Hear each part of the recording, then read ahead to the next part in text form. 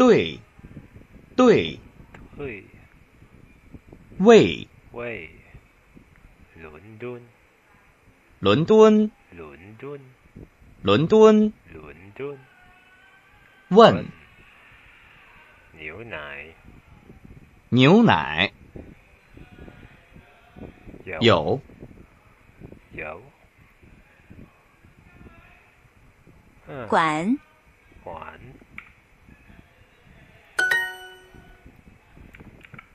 手，手，洗，手，手，管，间，洗，院，天，间，院，洗，手，间，二，院，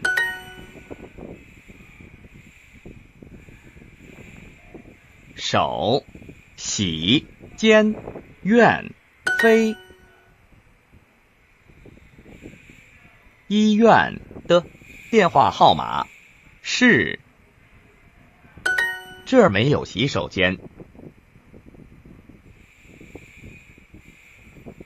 这儿没有洗手间。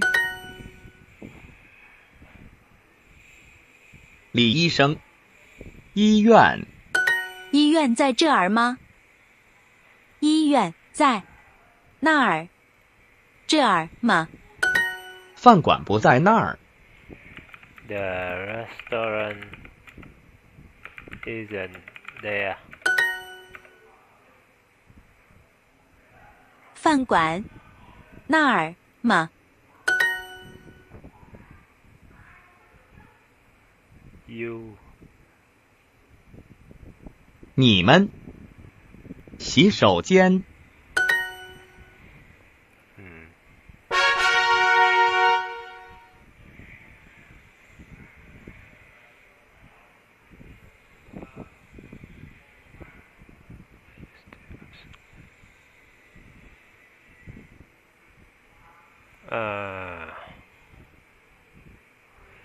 ，something went wrong.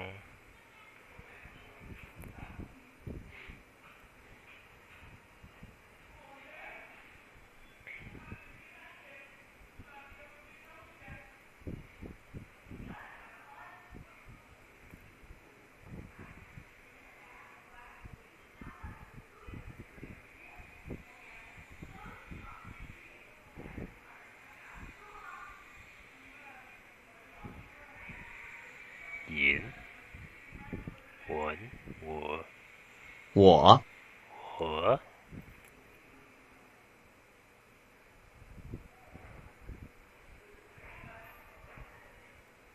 What the hell it is? I don't even remember when I last did these things.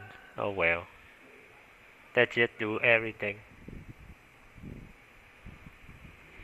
Damn.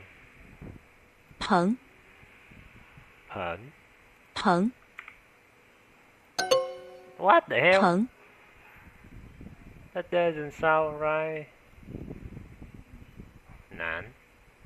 难，可，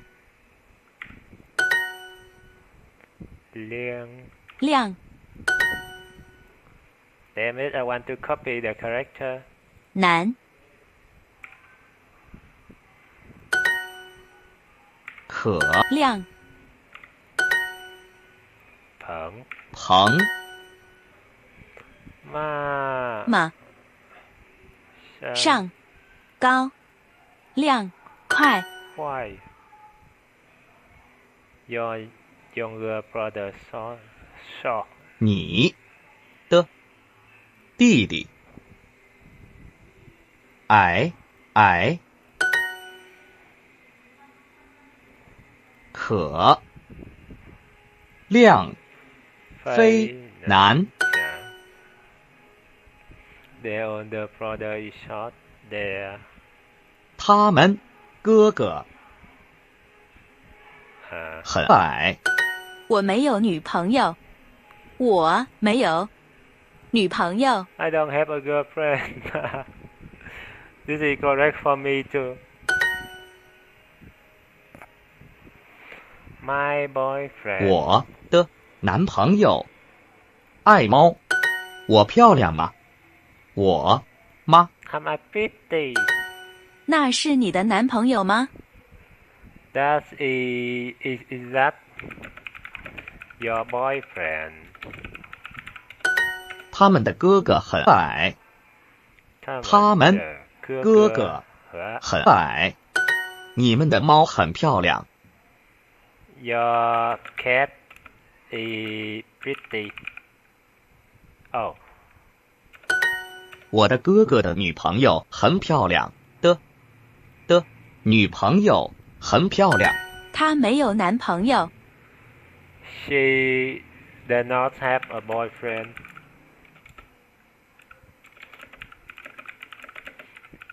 Oh, then she can become my girlfriend. 彭 Damn.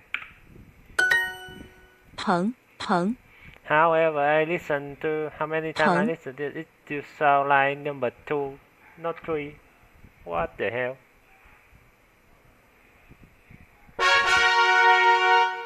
People, time, the hell? I don't remember where I stopped last time.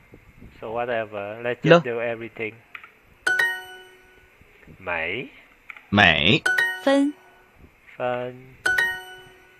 了美分秋末美午晚王老师王老师 Damn it, I don't like any language. 我今年会了王老师。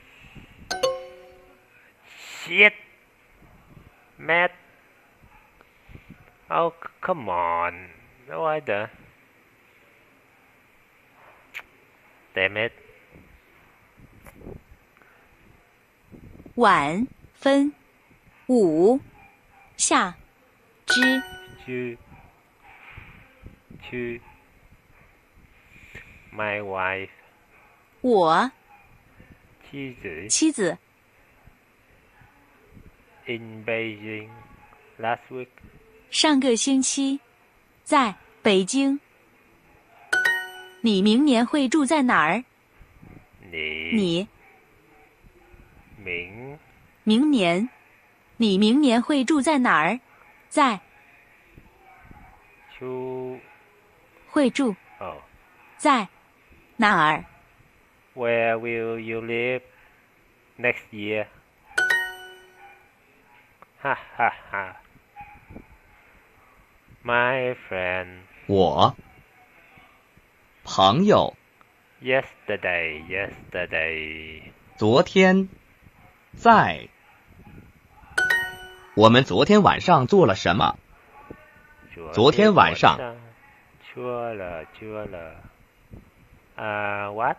做 What is this? I don't remember this character. 什么？ Do. Why is it sometimes chua, sometimes cản? I don't understand. What's the difference between them?他 Last year. 去年住在住在纽约。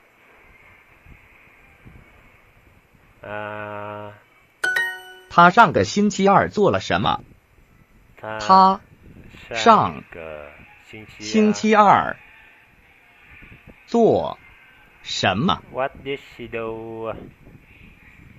What? Last Tuesday. Okay. 我的弟弟今年住在伦敦。 My younger brother is living in London this year. 我去年见了我的学生。我去年见了我的学生。见我的学生。Oh, I met my students last year. I saw my student. Okay, saw. 今年我会见你的家人。This year I will see or meet. 见。Oh, see your family. 我们昨天晚上做了什么？ We last night. What did we do last night? What did we do last night? 你明年会住在哪儿？Next year. Where will you live next year? 汪老师 This year. 我今年认识了王老师。I still don't understand why the miss here must be 认识 Huh. Why cannot be Khoi or Chien there? Whatever. Đau. Dẫn mơ dẫu. Oh, whatever, I don't remember. 走 Dẫu. Run. Or go. Lu. 路。 The way. Do you know the way? 前 Chuyển. Before. In front of. 前面 Oh, no. 前左。左 Left. On the left. 旁 maybe 旁路 Lu. 走 走 Dẫu. Annoying. 走前边 Đau. 到 Why is it D here and pronoun T? Doesn't make any sense. Đau. Đau. Lu. Rủa. 左。 Rủa. 左 Dẫu. 右 Yên. 边 旁. 旁 Rủa. 左 Rủa. They are very similar. Oh, damn. This one and this one. Rủa. Rủa. Rủa. It should be rủa. Why are they so similar? Where's your house? 你的家在哪哪里？里？哈哈。我们住在那里。我们住在往 Oh. 我们住在那里。哪里？哪里？那里。那里。哈。我们住在那里。谁在我的后面？谁在我的后面 Who's behind me? Is this your home? This 这里这里是是你家。哦，你的家。你家。妈。What does it 妈 say? 妈。这里是你的家吗？这里是你的家 What does it say? The word? 吗？妈。你的家在哪里？ Is no. Where is your house? The school is behind your home. The school I don't remember how to pronounce this word. 学校。学校 Okay, 学校 Difficult. 学校。学校 Not right. 学校。学校 I want to see the pinyin, man. 在。Behind our home, our 我们。家。the 后面。后面 behind. Excuse me, 请问。请问 The bathroom 洗手间在这里吗？Come on.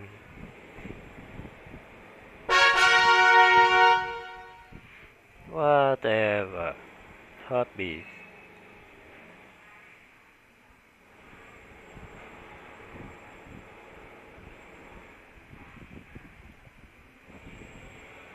有 What? 有 Damn it, I don't remember where I stopped last time, so it's really annoying.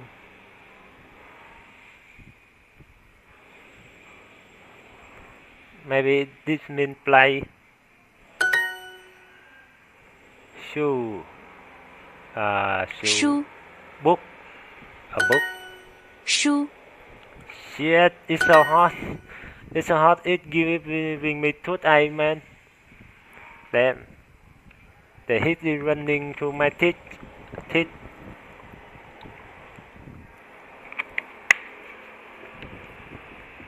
One.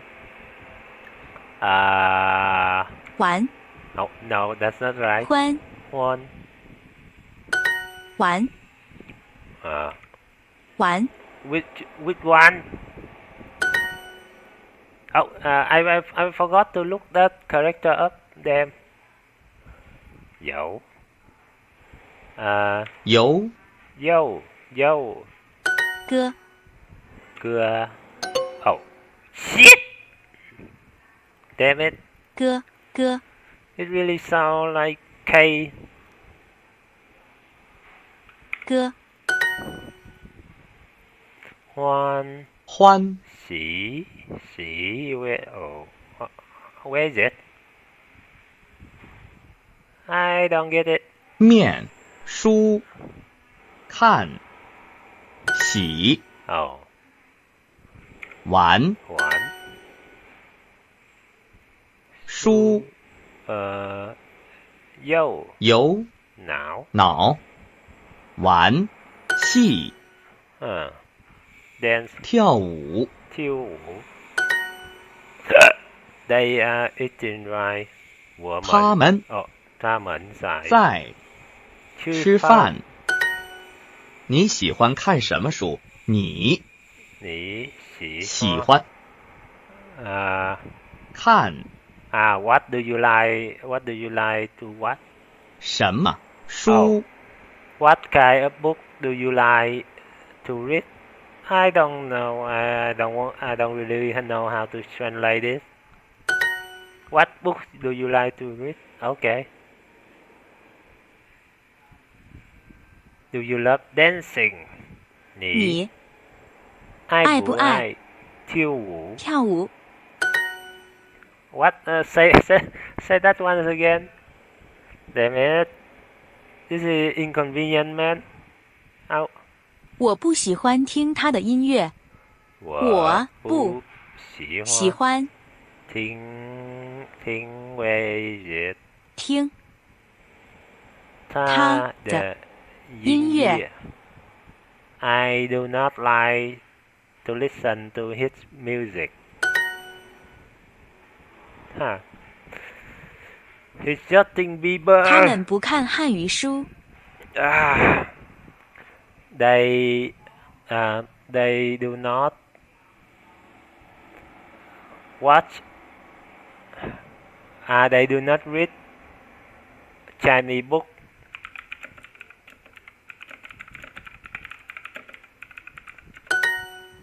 他最喜欢听什么音乐？他最喜欢听什么音乐？喜欢他最喜欢听什么音乐？听听音乐。What music does she like to listen the most? Listening to the most. Damn, the others is wrong. 你在做什么？ What are you doing? What? 你喜欢看什么书？ What book do you like to read? 歌。 Sing.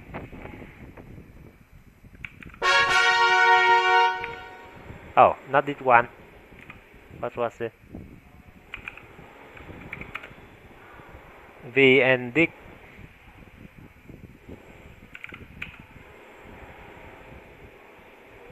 Sing. Cưa. Good. What kind of sound is that? Good. Cưa. Sound like a robot, man. Road. Oh. Damn it. Lunch. 午饭。 My younger sister go to school at my 我的妹妹妹妹。11 o'clock. 11点。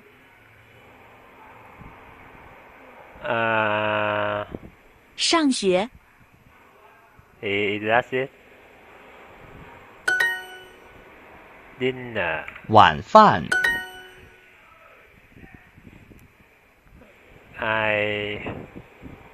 Next week. 我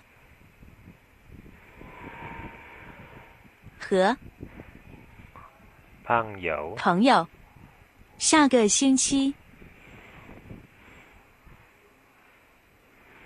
睡觉吃。 Is it correct? Or does it have to be after the time?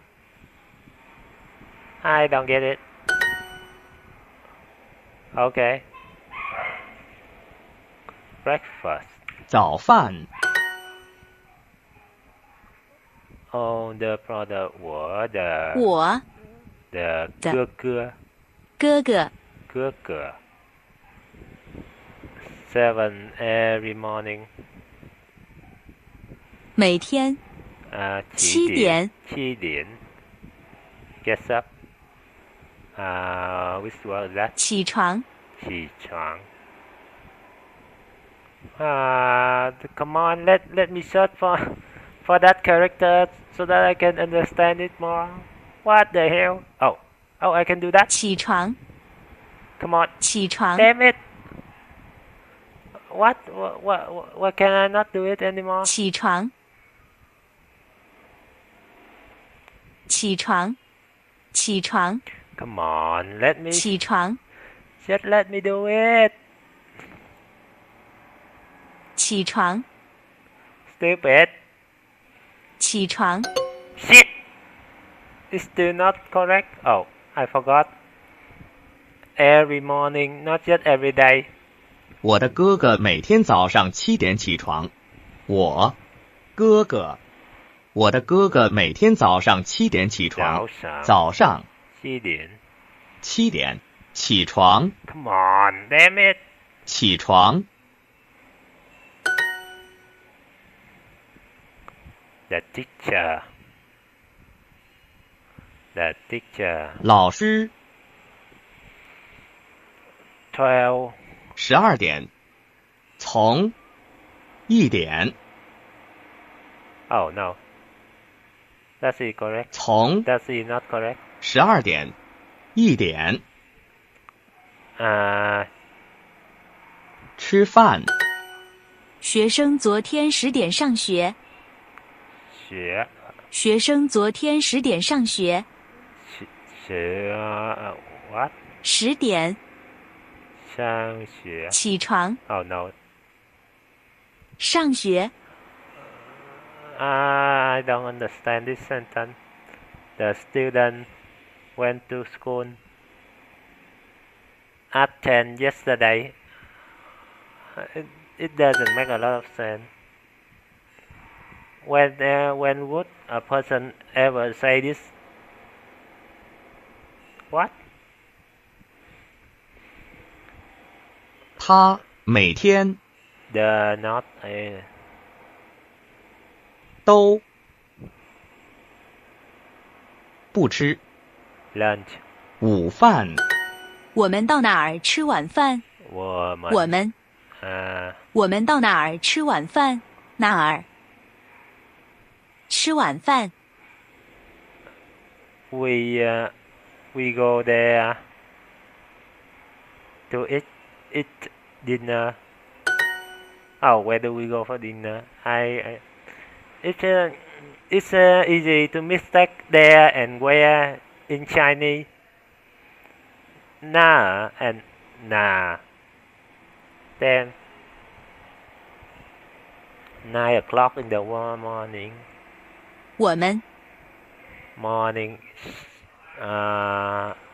Where is it? 上午上午。早上。9 o'clock. 9点上班。我们爱做中国饭。我们爱饭。Oh no. Where is it?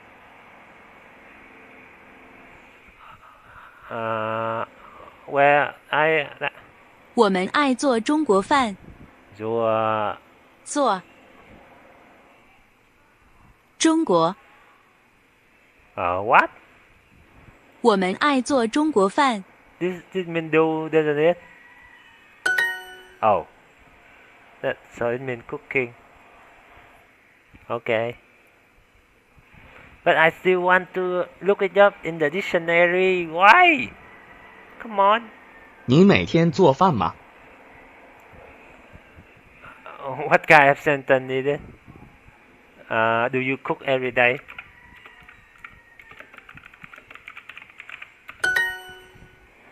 你们在哪里上学？你们在哪里？你们在哪里上学？ Where do you go to school? Oh. 我们上午9点上班。We go to work at 9 in the morning. Who care about 9 o'clock? I will never say 9 o'clock. 你明天几点下班？ Waste of time. 你明天几点下班？ What? 下班。At what time do you get off work tomorrow? 我每天都从10点到6点睡觉。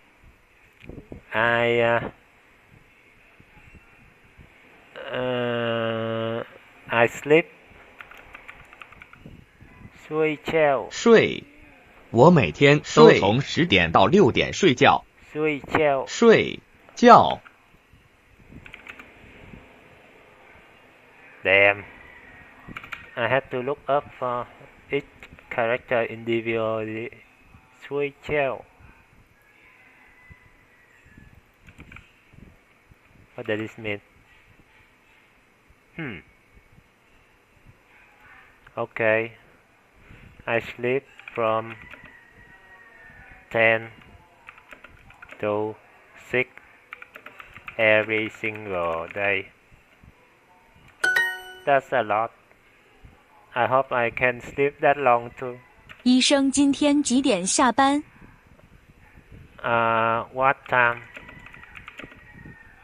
The doctor get off work today. 他不吃早饭。He doesn't eat lunch. Oh shit! Breakfast. Older brother. 我的哥哥。 7 every morning. 每天早上7点起床。他不吃早饭。He doesn't eat breakfast. It's not a big deal. Ah.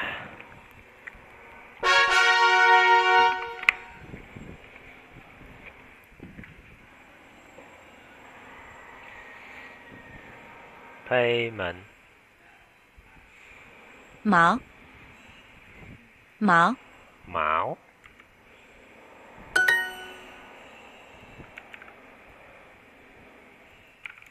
Oh. What?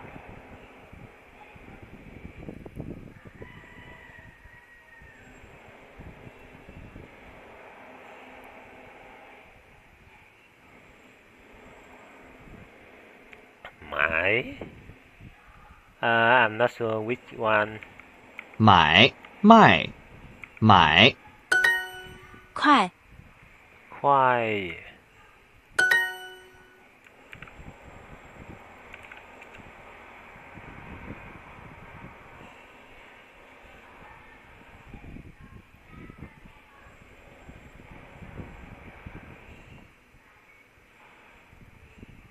用用 The hell is this character? 用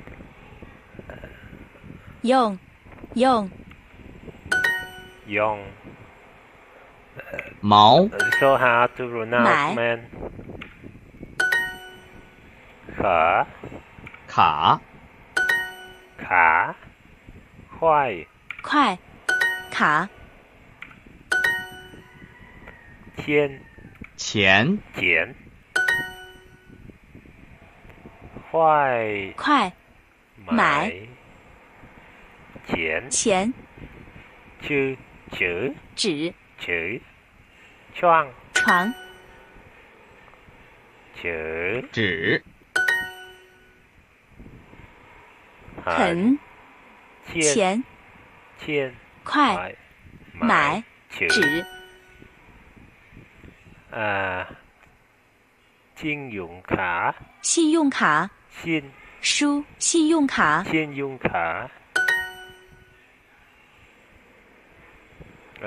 这里不收信用卡我们不收信用卡只收现金我们不收信用卡只收现金 We don't take credit card. We only take cash. 哈，你的爸爸有现金吗？ Does your father have cash? There. 我们不收信用卡只收现金 Does your dad have cash? 你的爸爸现金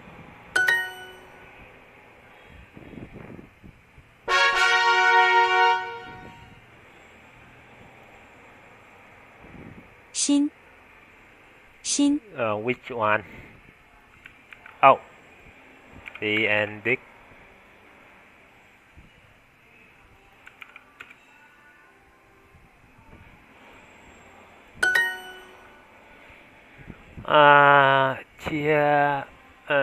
雀节草见节 Properly did.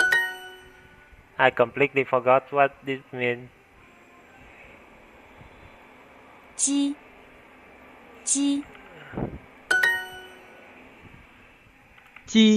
木 Properly the I. As in I class.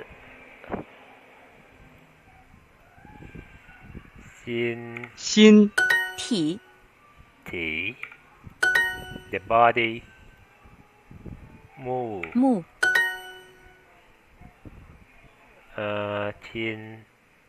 心鸡想文 Quẩn. Bao. 报 Bao. Chỉ. Thị. Thị. Chia. Chế. Mù. Hán. Ngữ. Điện. 电视 Điện sư. 我 喜欢 喜欢 看 看体育节目。 It is correct. Come on, let me look up this character. 我最喜欢那个明星。最喜欢那个明星。 I like that actor the most. Oh, celebrity. What? Làm gì chưa có? Nà ní mới đưa, chưa có, mới gửi nghe nó đi nạp tiền thôi. Tới chiều còn phải là xác nhận là nạp tiền rồi, rồi phải xác nhận chuyển tiền rồi sau đó mới gửi ra. Rồi đó xong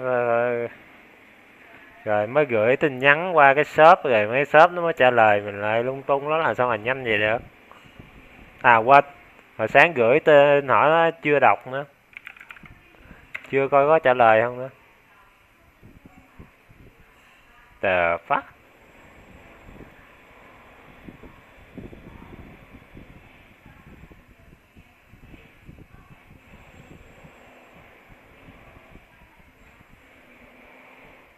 Ok, vậy thêm 50 nữa.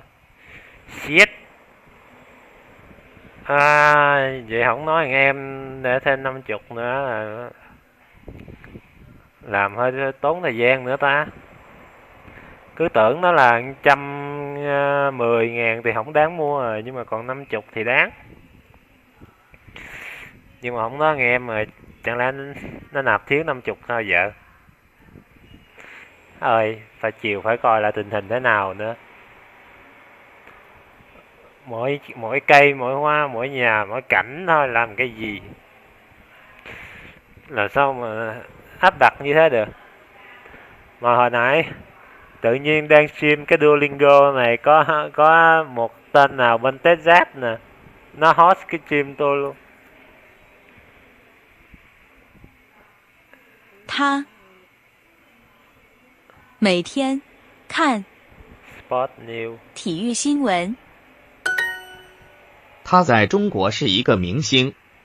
他在中国，他在中国是一个明星。She is a 明星 celebrity in China. Nó nói chứ làm sao biết. 我在看电视新闻。I am watching the news. Maybe. Shit. Cái điện. Shit. Chỉ cần nói xem tin là người ta hiểu trên TV rồi, cần quái gì còn tin TV. 我们用手机看新闻。 Game gì mà có game rồi. 我们用手机看新闻。用手机看。 I read the news on my phone. We use a phone to read the news. What? 你喜欢哪个男明星？ Do you like that male celebrity? What? Shit. Damn it. 我们都想看电视。 We on want to watch TV. Game nào? 我在看电视新闻。 I am watching the news on TV. 你喜欢哪个男明星？ Which male celebrity do you like? No one. Why would I care about male celebrity? I don't even care about female celebrity. Damn. And now what? Oh, I just don't know what to do. Come on, somebody. Mà đúng rồi. Bây giờ bên Texas nó đang là giữa đêm mà không hiểu sao nó hàng đó nó thức đêm hay sao ta?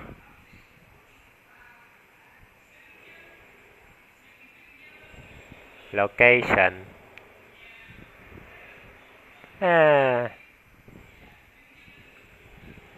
Chúa. Chúa. Some kind of tree.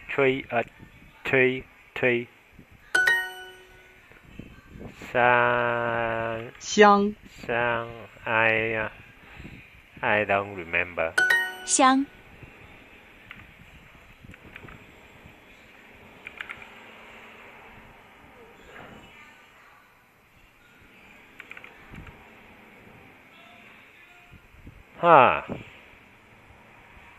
A box. In Japanese, it's hako. Chua.香。外。煎。桌。房。桌子。里。找。捉。在。搬。谁。房间外。你找谁？你找谁？ Who are you looking for?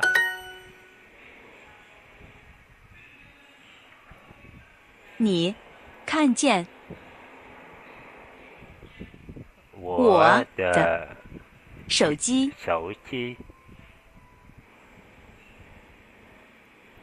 看见了我的手机吗？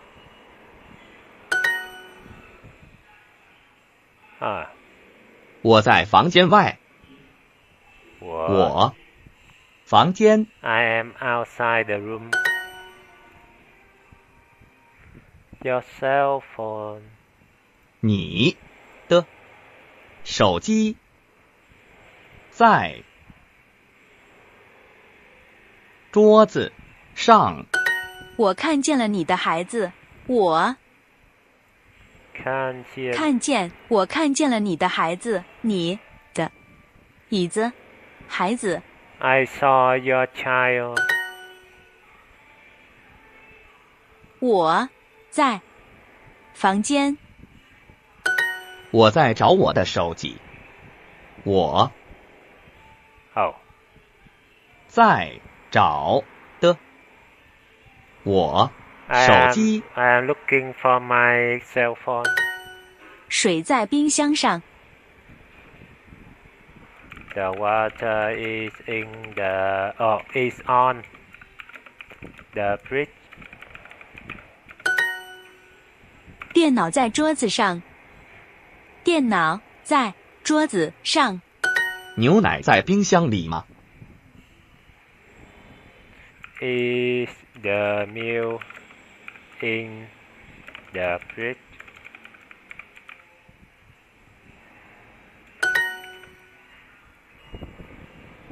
牛奶在冰箱吗？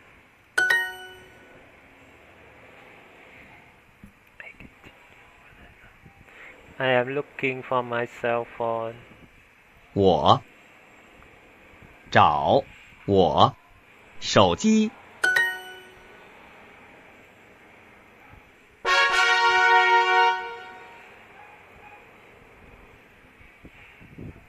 英。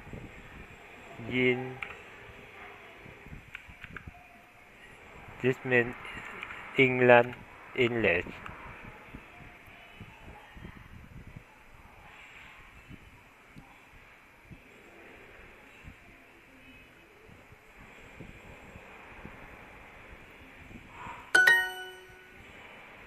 定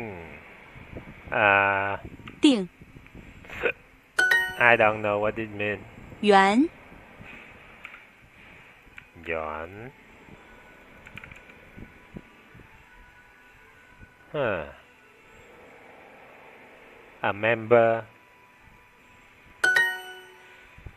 应定 Ding.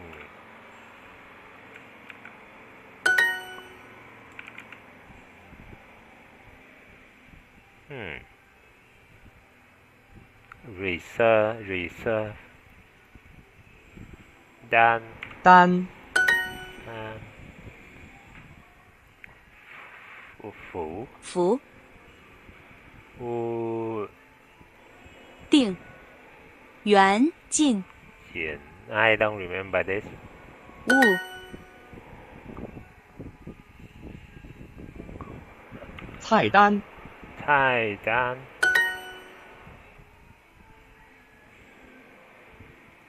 应菜菜所做做文单单 英文 Get the check. What is the check? 我们要买单买单我们想定位我们想点菜 Oh no, not that. 定位 Oh, make a reservation.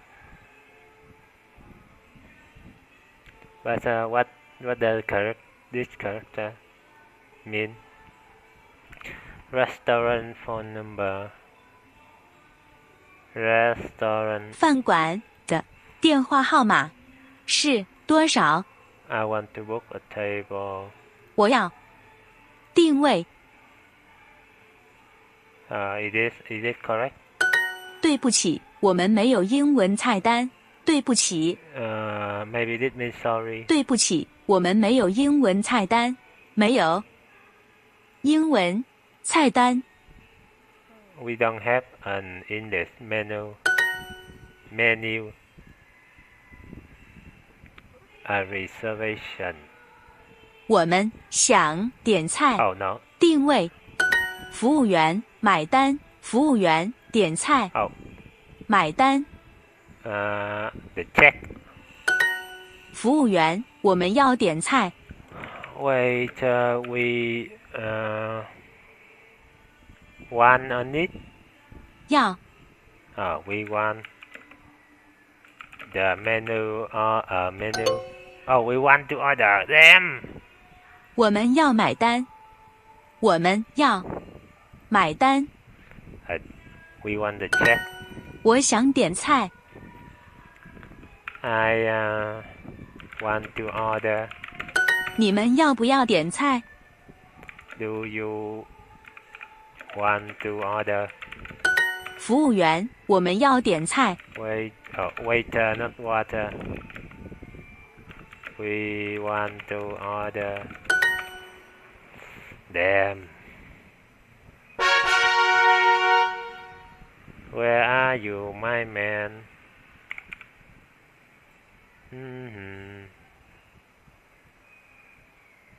Where are you? Who is this? Why is this person recommended for me? What? I don't know. Oh, not what I want. Maybe he's already sleeping. Oh, what? Who are you? Oh, he's hosting someone else. Damn it. Oh well, but I still must keep my promise and just wait for him to come back. No, let's study some more. I don't have time for hentai, man.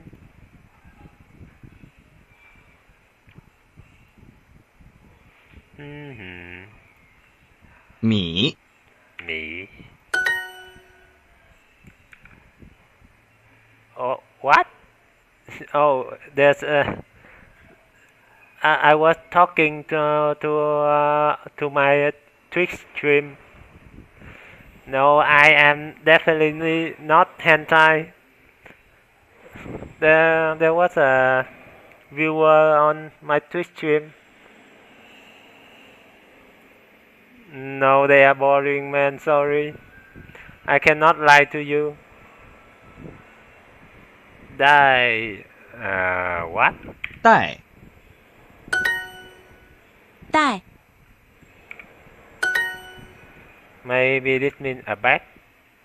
The I'm sorry, man. I don't really like hentai.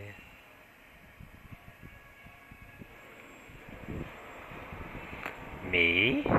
米包 Bao. 包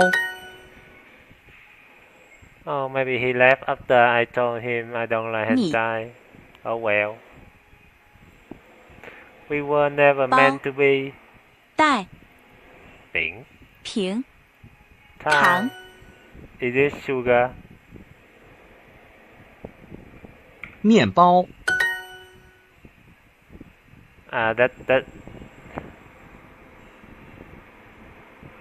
I don't get it. 米糖带包鲜 I don't remember this. 糖 Which 哪个 bag? 带 What?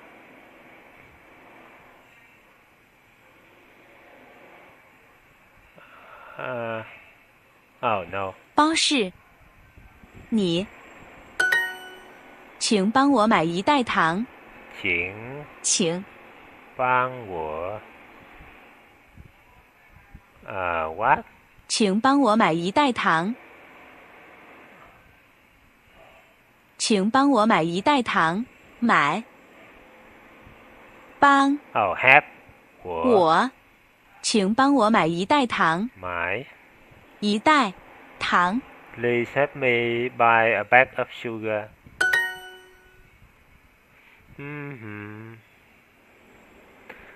Well, I do play games now and then, but I am not sure that the kind of game I play. I'm not sure that you will like the kind of game that I play. Oh well.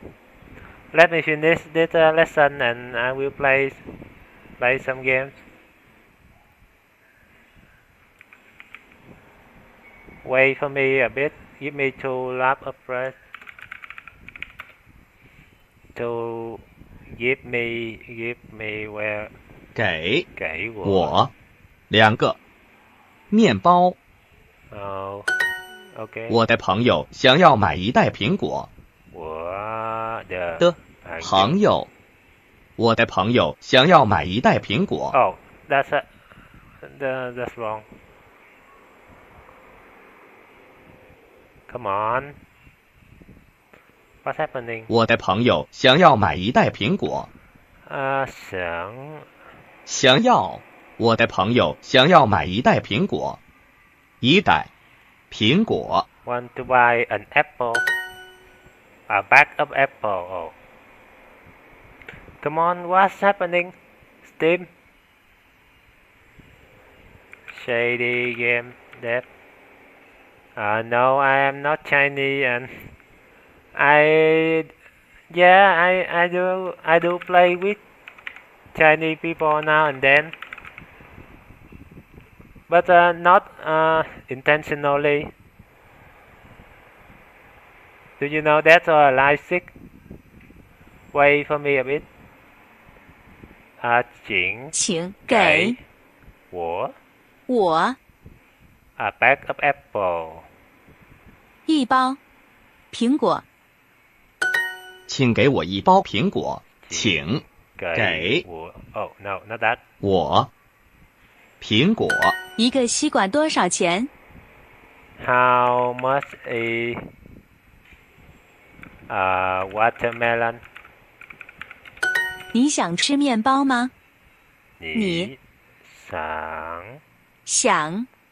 你想吃面包吗？吃面包。Do you want to eat bread? Wait for me, just wait for me, man. Are you still on my stream? Oh, this mob rush is not so good at letting me see how many viewers I have. Damn. 我的妈妈最喜欢吃西瓜。How much is one watermelon? One watermelon. 一个多少钱？ Okay, enough. Time for playing now.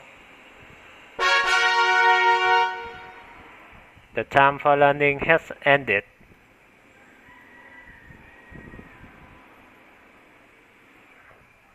Oh, I hope you are still here. Oh, I'm too late. Oh, whatever.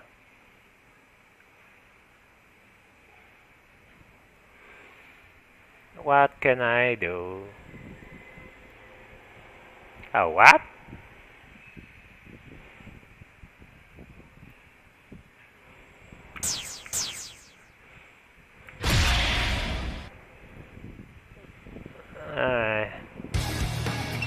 I'm not very good with this character yet, but let's just go online and let's see what I can do.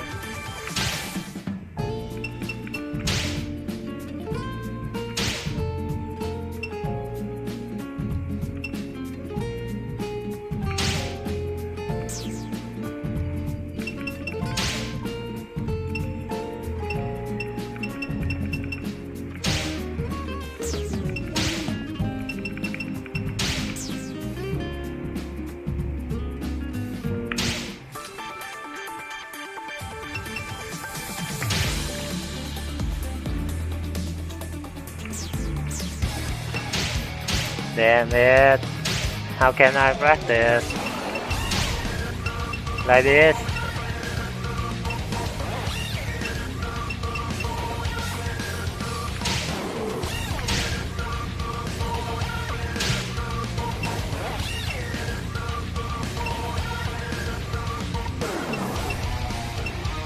Rồi, đang online đây. Rồi, muốn online thì online, ok.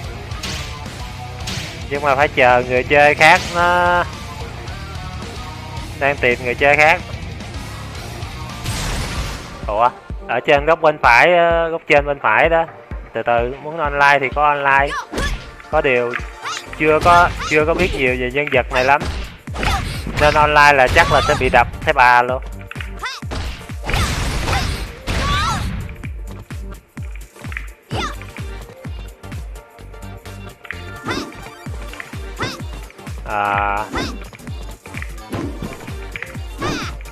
How do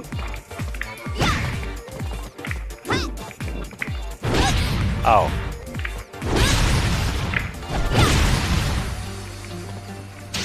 come on, give me someone.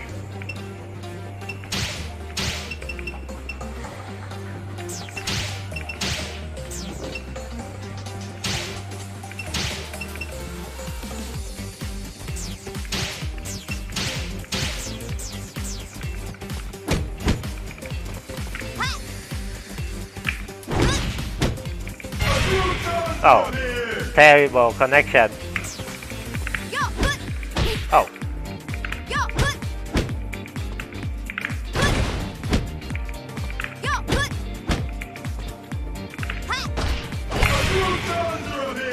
Shit.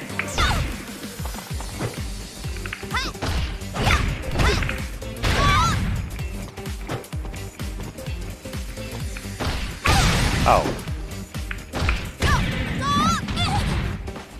Oh.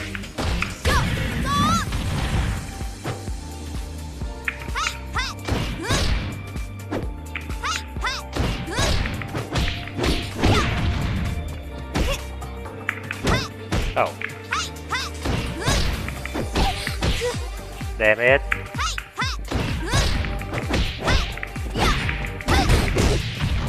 Yeah, that's more like it. Come on, give me someone.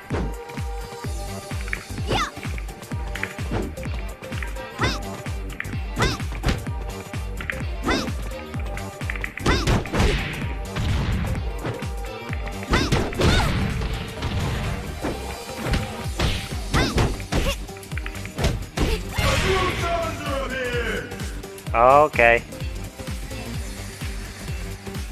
Làm đại thôi. Dù kỹ năng chưa có gì hết á, nhưng mà online thì có online đây.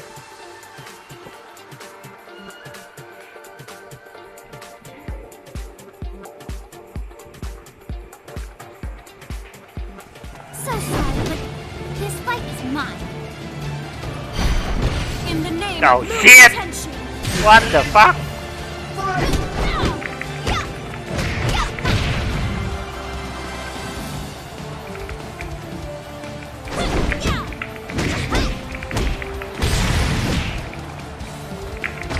Oh shit.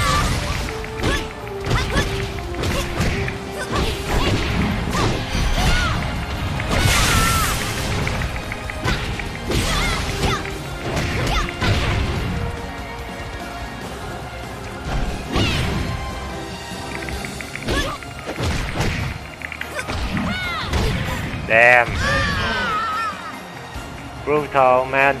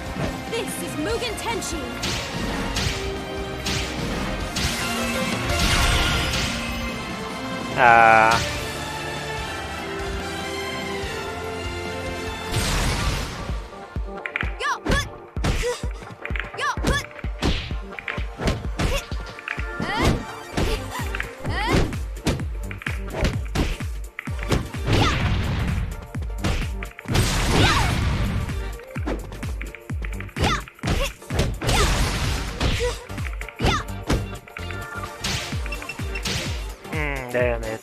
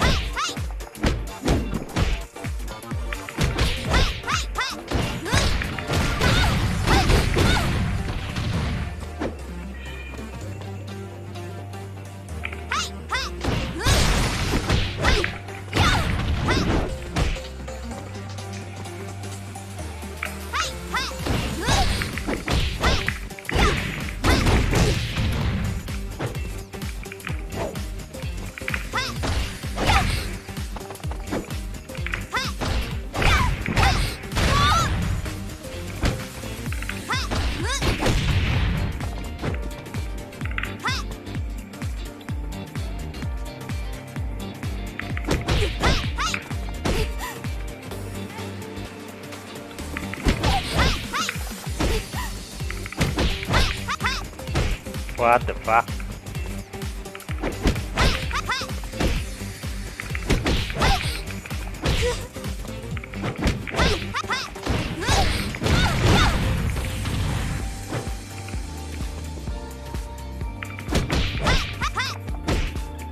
What?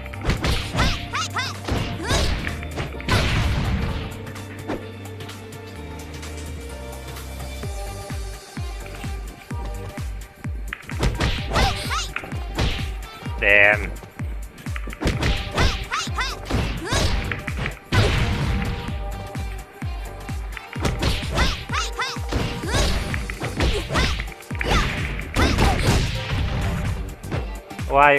Why the damage so low?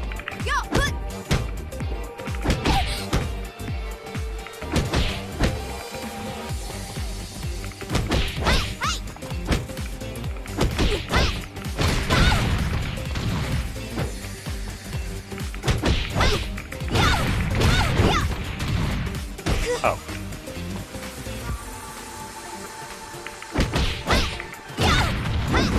Damn.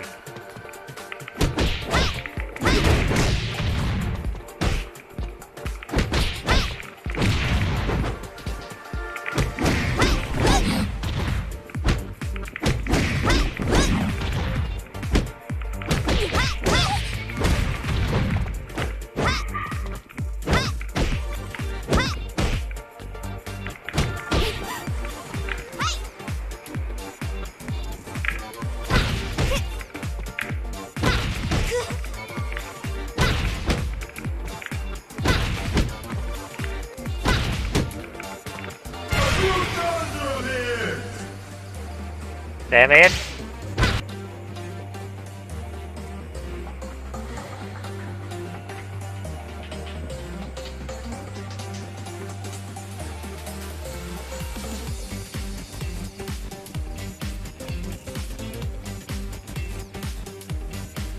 Behold, my Baji dance. So sorry, but this fight is mine. Fight!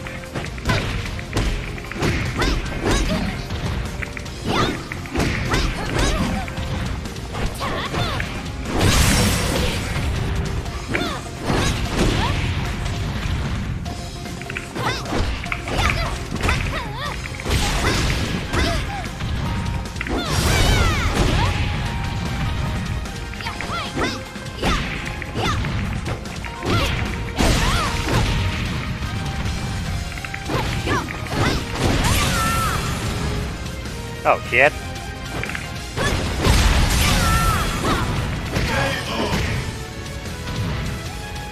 Get ready.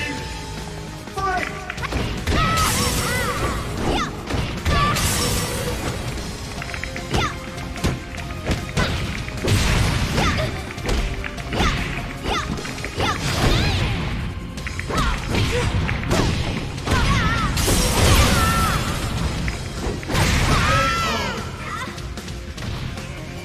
Get ready. Fight!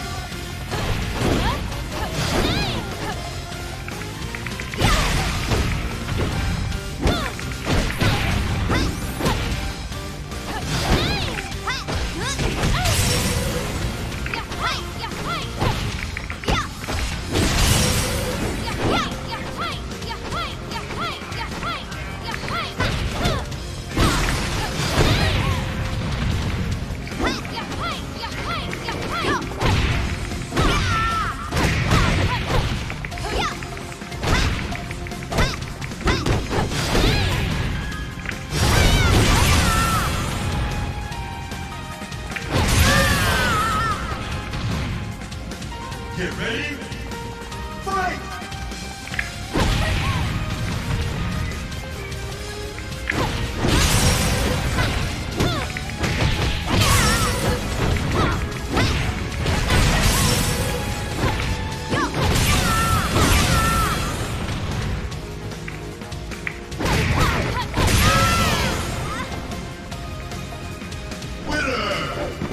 Yeah, pretty much what I expected.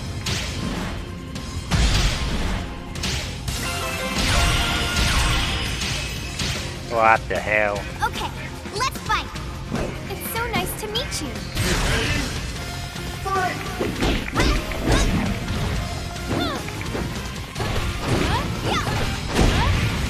What the fuck? Why does it so far?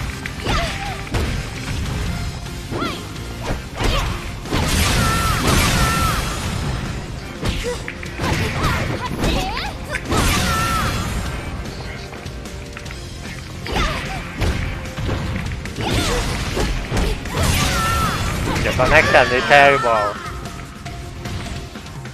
Get ready. Fight!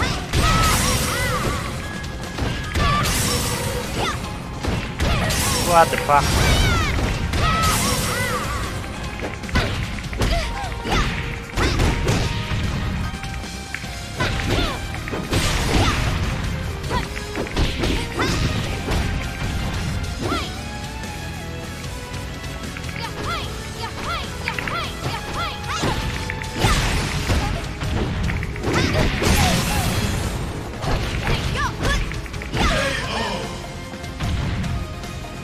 Get ready. Fight!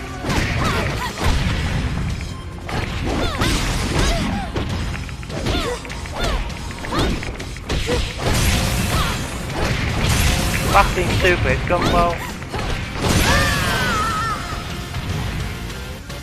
Get ready. Fight!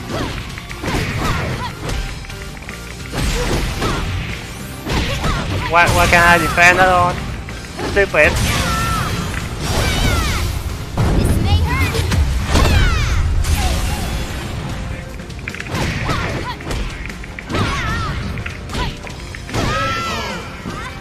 What's the point of that? Winner! That was truly a beautiful dance. Thank you. What? I don't understand anything.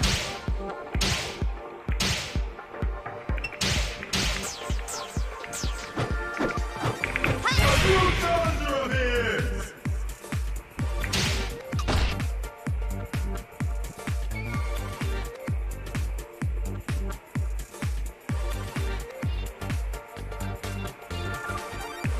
Damn it.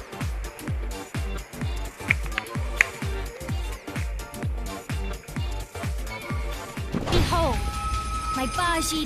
What So the sorry, fuck? but this fight is mine.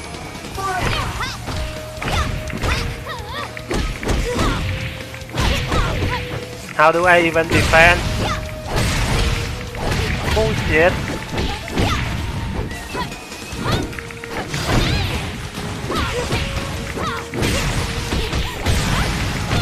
What? How?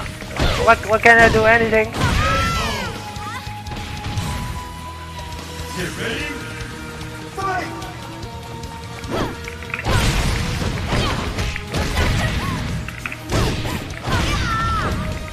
I don't get it.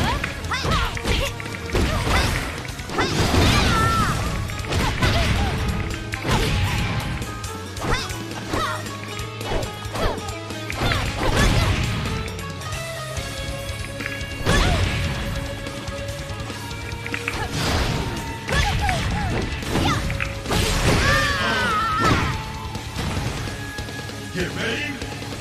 Fight! I don't understand why. Why can I not? Yes. What the fuck?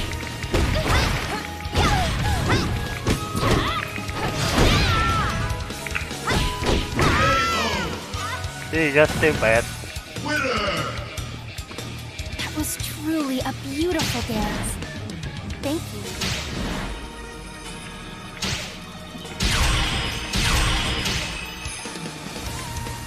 What the fuck? Let me out.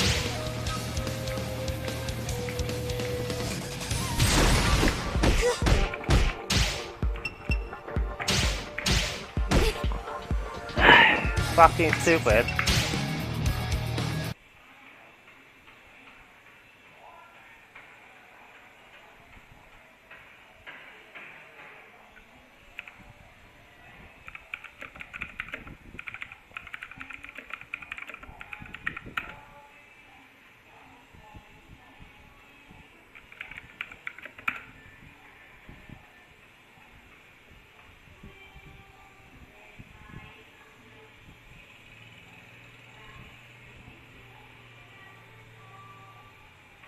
Damn it.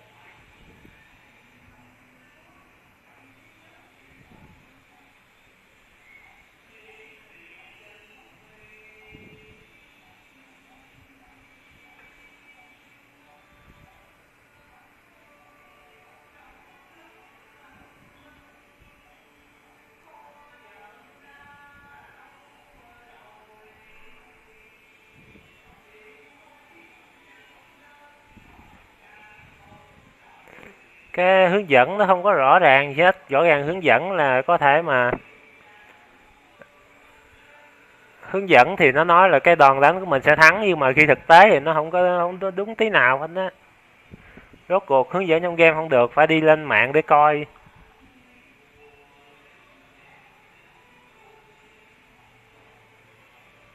What?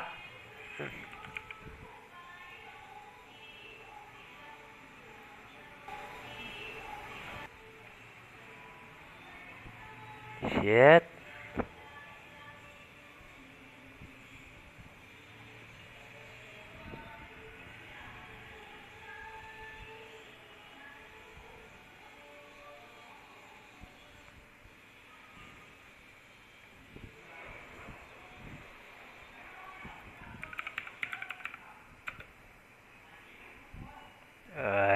What the fuck? I just want to learn this fucking game. Why do you have to make it so hard?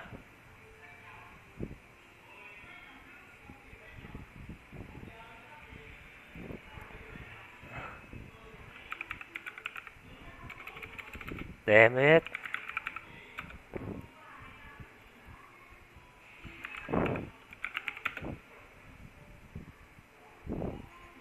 Fucking stupid. On the ground, and yes, Lei Fang's 2P, PP, 2K. So basically, that move. Your top tier tips, and I welcome you to your prize spot for tips and tricks.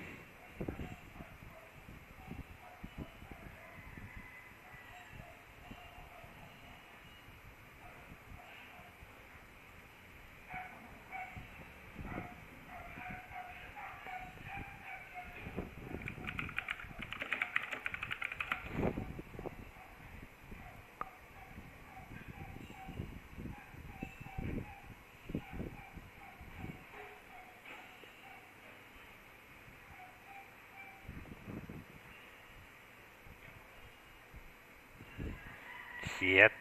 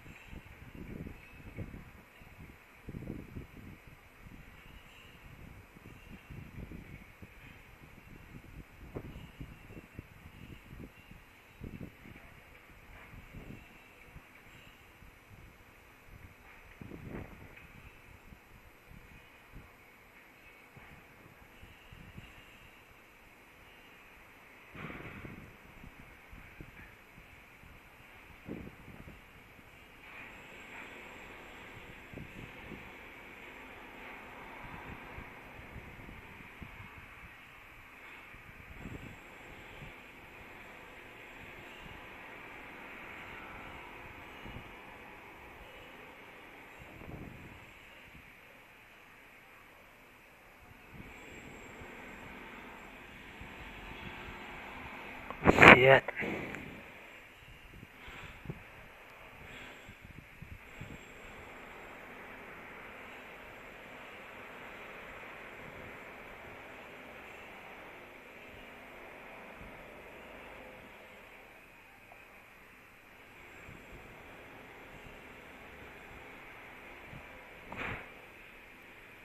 Help you level up at Dead or Alive 6. Alright, this session we're going to be checking out Janley's #1 fan, and the Tai Chi Chuan really has a big inferior, like a string, is the Sabakis, or shoulders, crushes. Then Lei Fang, maybe the girl for you. Skis, or shoulders, crush. So if you like parries, Sabakis, or shoulders, crushes. Then Lei Fang, maybe the girl for you. So once you're done her command training,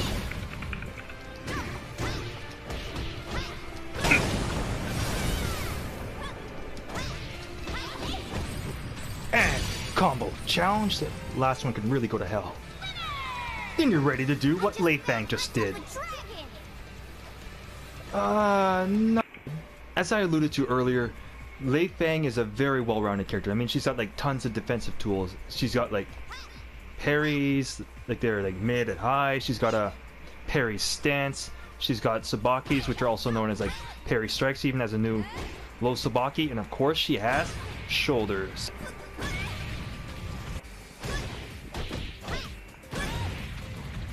Alright, when playing Lei Fang, there are a few things I want you to keep in mind. Alright, first I'm just be focusing around the more straightforward playstyle for Lei Fang. Alright, this is just simply trying to fish for a stun right there with P2P. You have to delay the second hit a little bit in order to get the stun, or you don't really get the stun. This is on counter hit. There's also stuff like good old reliable elbow right there that gives you, that's a I-12, that's your I-12 elbow, gives you about plus 20, like most elbows tend to do. There's also stuff like 1P. This move does have follow-ups. Like there, that's a good move. 1P. Also with 1PK gives you a juicy lift stun. Stuff like 1P, but that move has a different purpose than fishing for a counter hit stun. So those are just a few moves right there. I'm going to continue on with this, that in general, Lei Fang's poking game is fairly safe, thanks to moves like anything that ends in this move right here. This is 6XP. This is an I-14 mid punch with pretty good range. This is only -6 on block. That means the only possible punish attempt the opponent can go for is a free neutral throw attempt, but those throws are breakable by pressing the throw button. So really, and the damage from neutral throws isn't really that much from most non-grappler characters, so you really don't have to worry about that much. So in general, for -6 you can't really get punished that much or punished for it, so you could usually abuse this. Anything that ends in that move will get the same -6 safety. So I know there's a bunch of them, like 6PP, PP, 6PP, I think even back turn. Yeah, like anything like that, or let me see. Yeah, anything like that. So there's a bunch of options, right? So just remember, anything right there is -6, or for instance, anything that ends in that high punch, that will be -3. So those type of moves, you will be safe. To open up opponents with Lei Fang, apart from the aforementioned string delays or whatever, you can use stuff such as like PP, 2K. So this move will stun on normal hit or counter hit. This sweep here, 2H plus K, is a good low. So you can get out of the PP string. If the opponent thinks you're going to go for that, then you can stun them with PP, well, PP 6P. And to top it off, this move, even if, let's say, an opponent blocks this, you can go into your parry stance. Alright, keep in mind, that is called unshu, or unshu, I'll just get it called unshu. That stance catches all high punches or mid punches. So for opponents that try to retaliate with jabs or elbows, that move will catch them. So right there's a few options that you can do to your opponent. PP 2K, PP 6P, and of course I already showed you on block that that is safe. So you can finish the string too if you want. The only concern there is either hold or everyone's favorite thing, the sidestep attack. Lei Fang also is a nice juicy tool for opening up defensive opponents. Her 6-6T. This move right here is an offensive hold. That is basically, well, it's called an offensive hold. It is DOA's form of a catch throw. A catch throw is simply a throw that beats out strikes. So if the opponent throws out moves or whatever, if you do this early enough, it will beat out the strikes and will end up getting high counter damage if it catches a strike. So pretty awesome. On normal hit, it deals 40 damage, and it is a 16 frame move, so it's really hard to react to. The opponent has to pretty much kind of guess when you're going to do it. But if they do guess right, they can beat you out with a throw for high counter damage of their own. But still, offensive holds can feel a little unintuitive to deal with. So like with Lei Fang, her 6-6T can be really abusable. And at a wall, you see it becomes even more dangerous where it causes the slump down situation where the opponent can't perform a wake-up kick or comeback kick as they're called in this game. At the beginning of a round with Lei Fang, also called round 1 fight, the opponent has to basically respect your tools. I'll let you know right now that the opponent always has to keep in mind that you can do her unshu stance at round 1 fight. So what this means is that effectively the opponent cannot jab you or 6P you at round 1 fight. If they do that, they're basically to do that on the read thinking that you won't do that. So because of the risk of that, so once you condition the opponent to respect that they stop kind of punching into it, then you can start getting aggressive on their, you can start getting like maybe a little aggressive on them, try and do stuff like punch, grab or anything that PP 2K. So basically you can be in control. You could try and fish for like a counter hit. This is just a normal hit. And remember, her elbows can also go into the unshu stance. But so essentially what this is meaning is that Lei Fang is generally in control at round 1 fight against most characters, solely because they have to, they basically have to respect things such as her unshu. I mean, if you're gonna be a complete dick, you can also do stuff like your shoulders, even though I mean these are unsafe, so they're less recommended. Only if you know the opponents to try and jab you, then you can try and like launch them with the shoulder, try and get like a small juggle after it or whatever. But the good thing to keep in mind is that Lei Fang is really good at conditioning her opponents, and a big key to winning with her is either, well, obviously making the correct reads, but also just basically making your opponent either scared to attack you or conditioning them to attack right into your traps.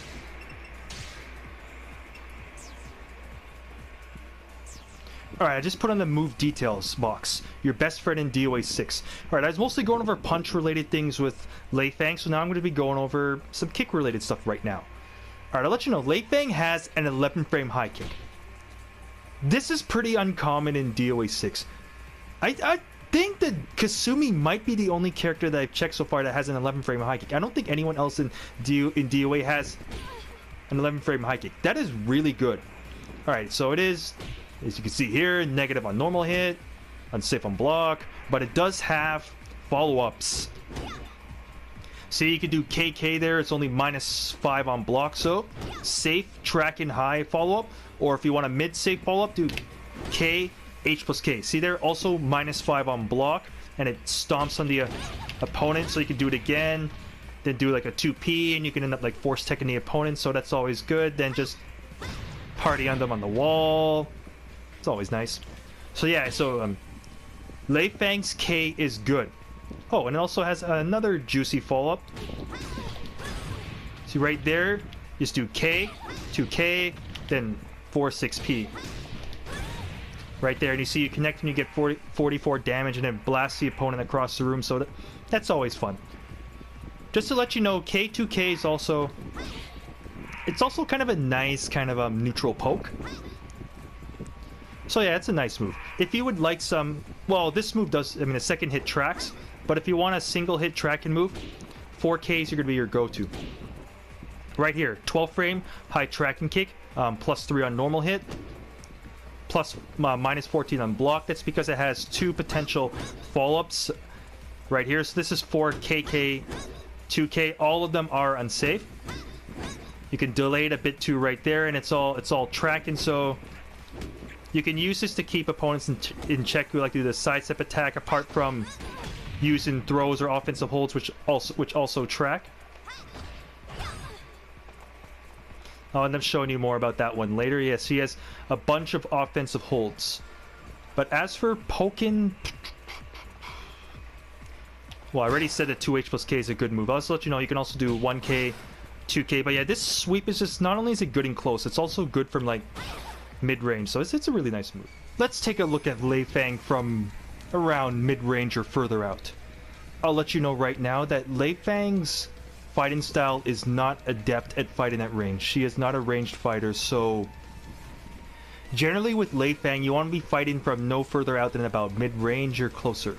That is where she's effective. So one of Lei Fang's weaknesses is being zoned out or spaced out, so you don't really want that to happen to you.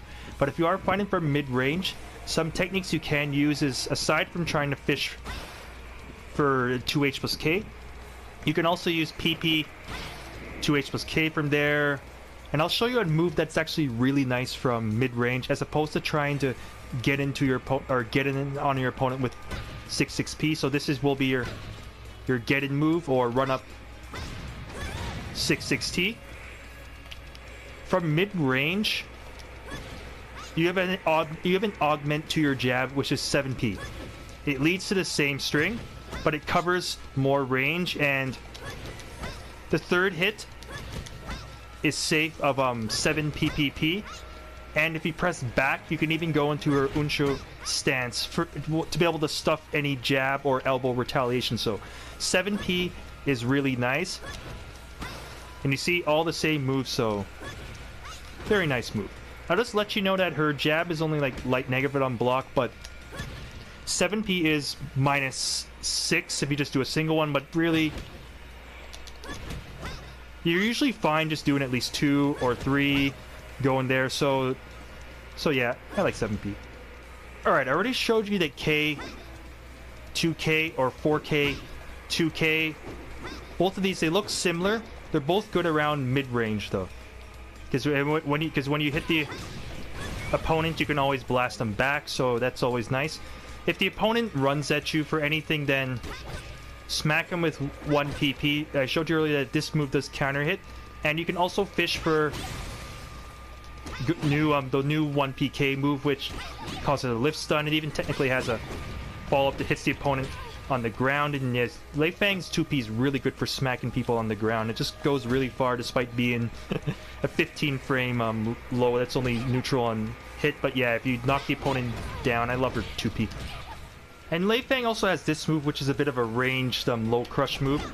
Her 6 H plus K. The move is really slow at like, I think like 28 frames or something like that.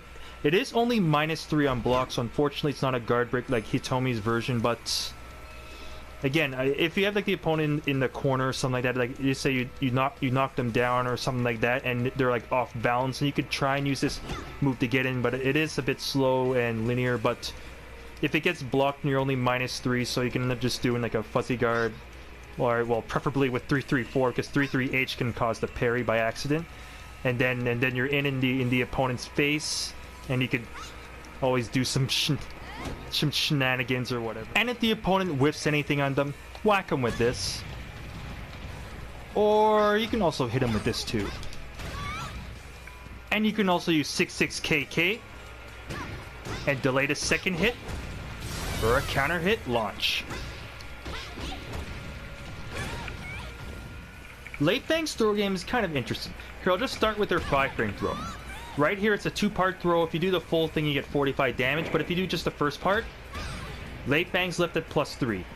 With +3, that means that Lei Fang's 13-frame mid-kick, 3K, becomes a frame trap. So if the opponent tries to like sidestep or whatever, then just do 6-6T, the offensive hold. Alright, now just moving along. Here she has her 7-frame throw, does 50 damage, can cause wall damage.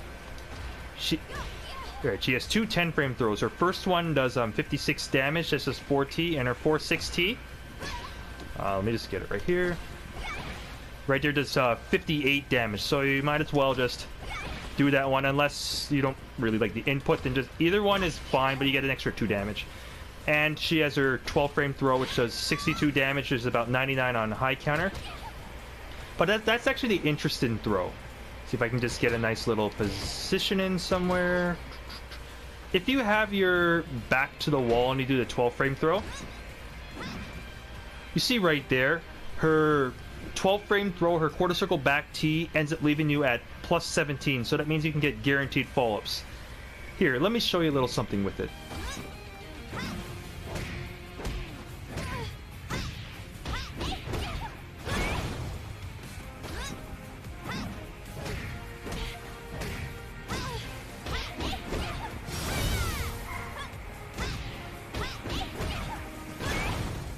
Two on 4T is very deadly in the corner.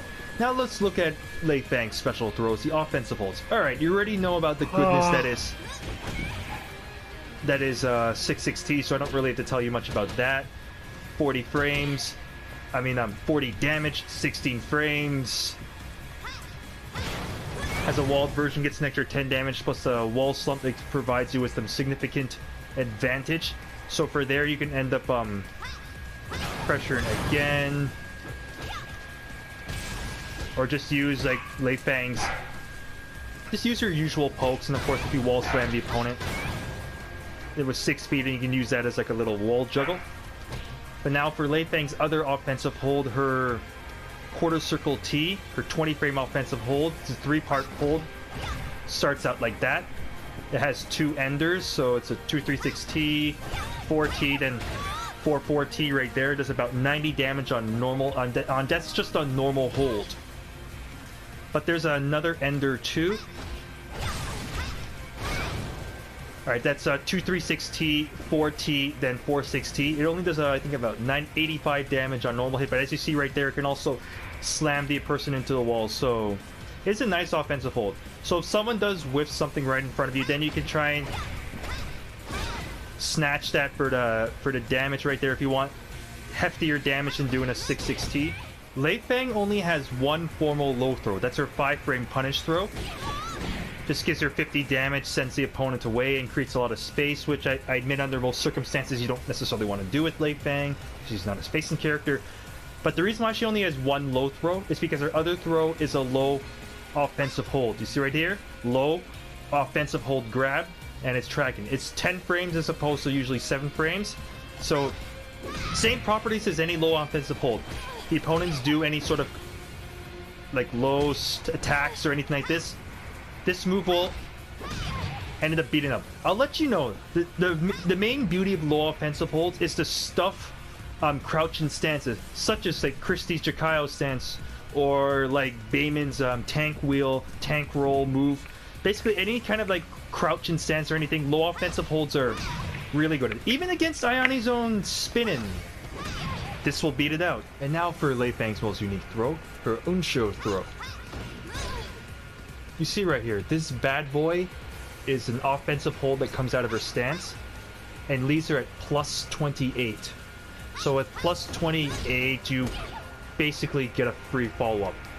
For the follow-up that I recommend is her S, Fatal Stun.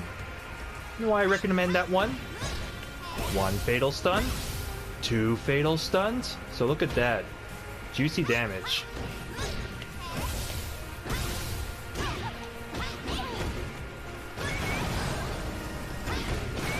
And of course you can get Lei Fang's Unsho throw off of different moves and strings, like 6P, PP, 6P, PPP. See, lots of different ways to do it as opposed to just 4P plus K. So yeah, this parry stance is really dangerous. I mean, like, don't tell Lei Fang's opponents, but if Lei Fang does this, like, immediately, like, kick her in the face, or 2P her, because of course if you punch into it, you're just gonna get parried. So yeah, I mean, it's weak to being kicked in the face, but other than that, if you kind of see that the opponent's kind of, if you condition your opponent to be kind of scared to push buttons, then you can actually sneak this in pretty easily. That's right, it's time for Lei Fang's hold game.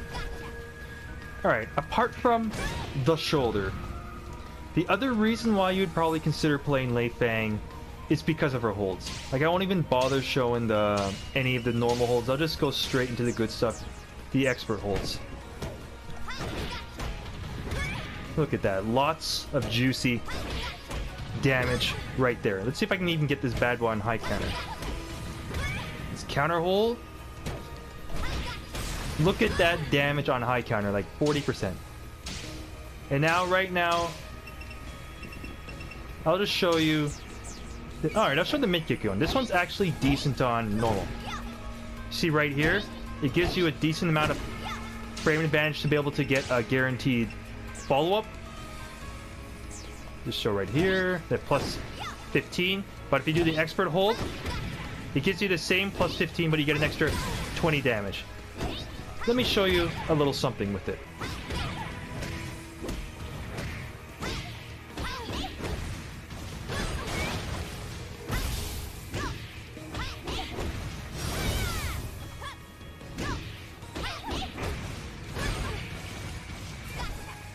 As you saw right there, that hold's called the party time hold for Lei Fang.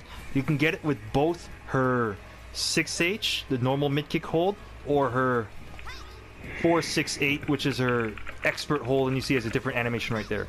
For the expert mid-punch hold, it's forward-back, or 6-4-H, right there. And that one gets the extra damage, hold. Although I will let you know that if you have your like back to the wall, then the normal mid punch hold can actually still do a lot of damage. Like, I'll just show you just that one, because that one is also dangerous in corners. Again, that's high counter damage right there. I mean, if you actually just want to see how much damage it actually did, 120 damage. Wow.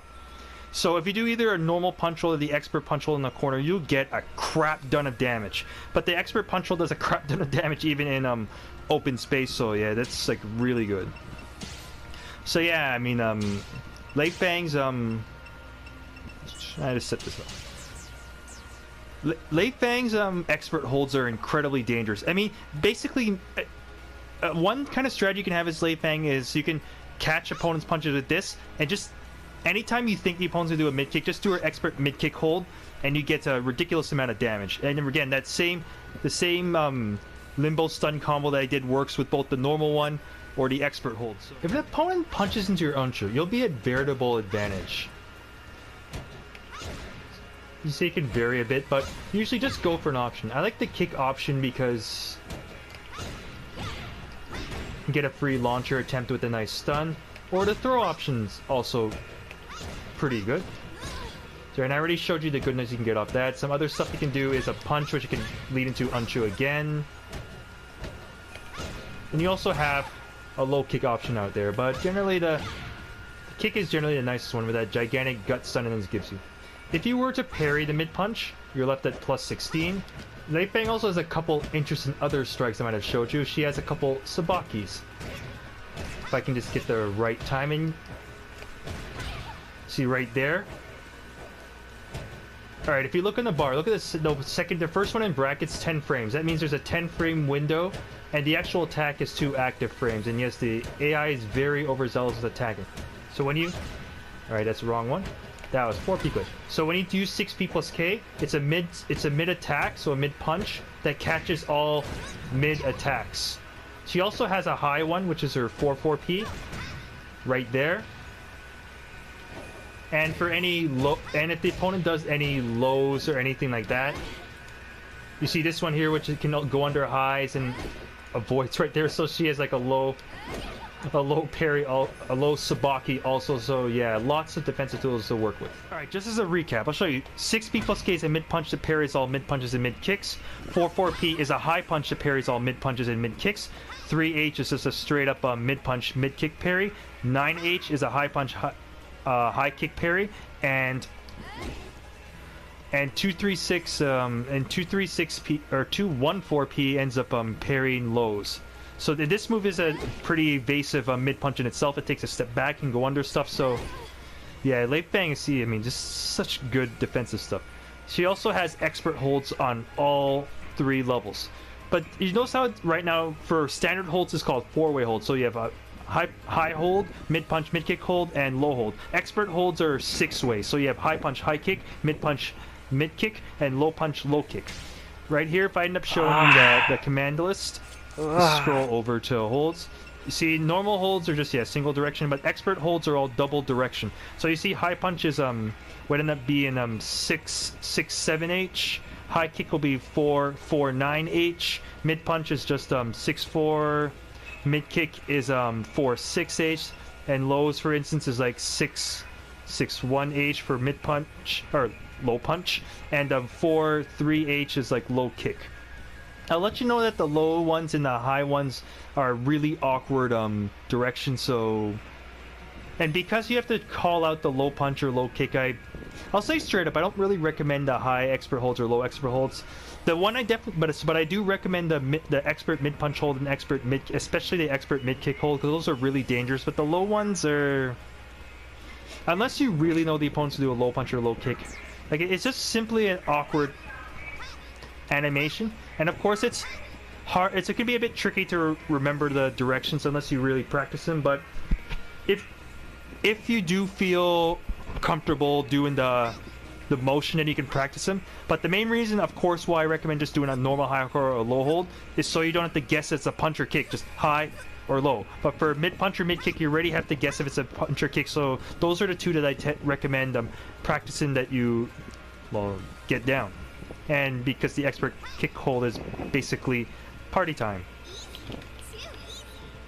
When the opponent has their back to the wall slam with 6 XP. 14 frame mid punch, -6 on block, always a safe option. You can also wall slam with the 11 frame high kick, or if you want the small wall slam DOA 4 style, use 3K. Alright, let me get close enough.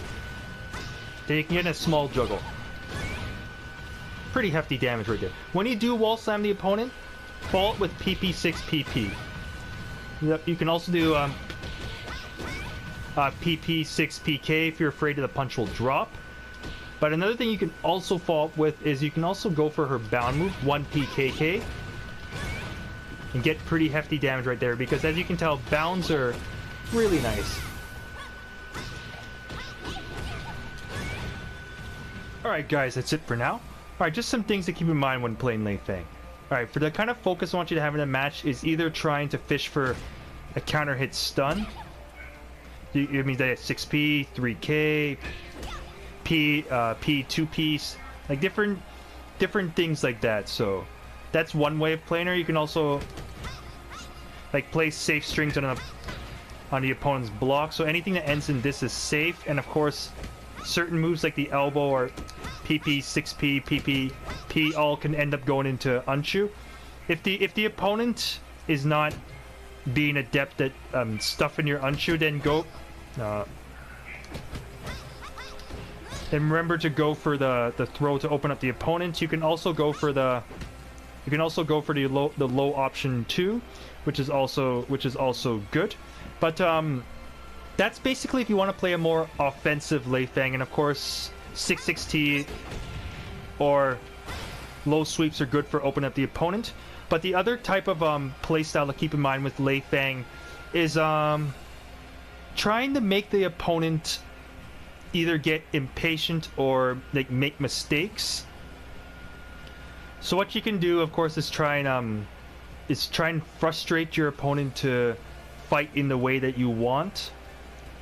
And the way that also to try and like kind of frustrate the opponent is to like knock them back with like 4-6P, which is a high crushing shoulder. I mean, it is -12 on block, but generally what I mean though is like do something that's maybe like, I don't know, just do something like an elbow or something that's like safe on.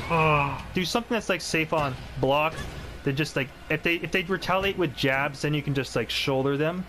And so if the opponents get hit by this quite a few times, it will annoy the hell out of them. So that's another thing you can like do with Lei Fang. I know it feels really scummy, and some people may call you a scumbag, but that is another playstyle. And the third playstyle is more so just about kind of conditioning. Like it's simply is trying to get the opponent to, let's say you just do PP 6P on block, and then when you think the opponent's gonna retaliate, then you can catch their jab or what is something with your parry stance, or if you know the opponent's gonna retaliate with the mid, then you have 3H, you have 6P plus K, 4P plus K. So Lei Fang can be really good at kind of controlling the opponent's response. I mean, with the combination of different kind of parries, sabakis, shoulders, I mean, like Lei Fang has lots of tools to basically control your opponent. So I mean, like, I'll let you know this right now. If your opponent feels like they can't do anything to you, you're doing a good job with Lei Fang. Anyways, that's it for now. If you have any further questions about anything, feel free to contact me on my YouTube, Twitter, or Twitch, so that means leaving a comment down below. You can also contact Force of Nature on freestepdodge.com. I just bagged myself a dragon! Greetings everyone, I'm Force of Nature, taking a look at how to block in Dead or Alive 6. Alright, in the most rudimentary sense whatsoever, the way how you block in Dead or Alive 6 is by pressing the guard button, also known as the A, your throw button.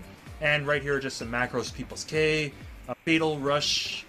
Well, yeah, right here the main thing to keep in mind with my kind of control scheme is that I have 2 hold buttons or 2 guard buttons. I have a guard button set to a face of pretty covers really fast. So right now, when you're holding down a shoulder button, just do that. Now I'll try it with the X button.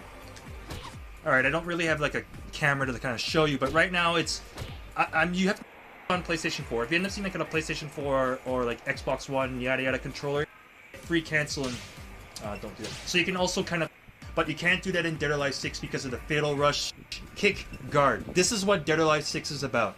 Or well, this is what Dead or Alive is about. It's the same thing also as like VF. So basically the special button, the throw button, P plus K, H plus K, H plus P plus K, also the special button. These are all macros, and I don't know what. And the taunt button is just its own thing. Just ignore that. So, which is pretty awesome in my opinion. In Dead or Alive, including Dead or Alive 6, there are 3 primary blocking forms or states of guard.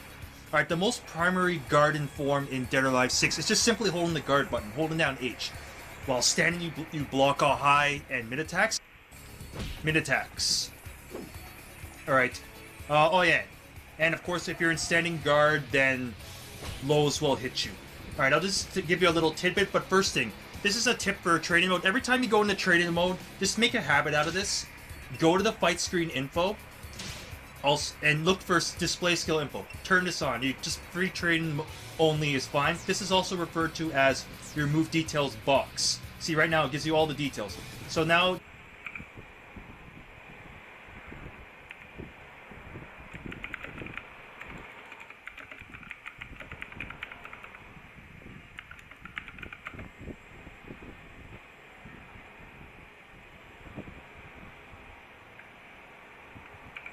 look for display skill info.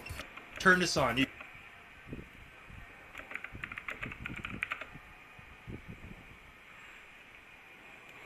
What the fuck?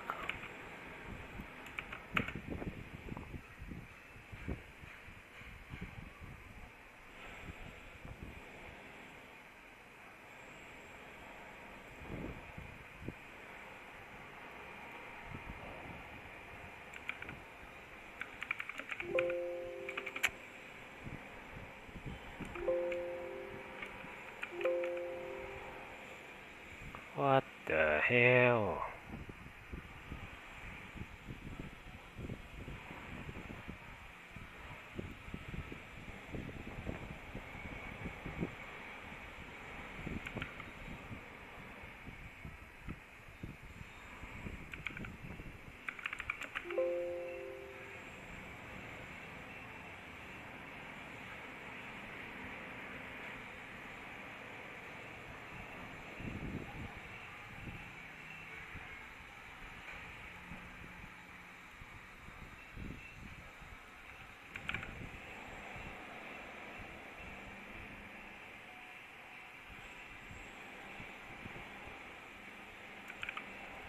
just free training only is fine. This is also referred to as your move details box. See, right now it gives you all the details.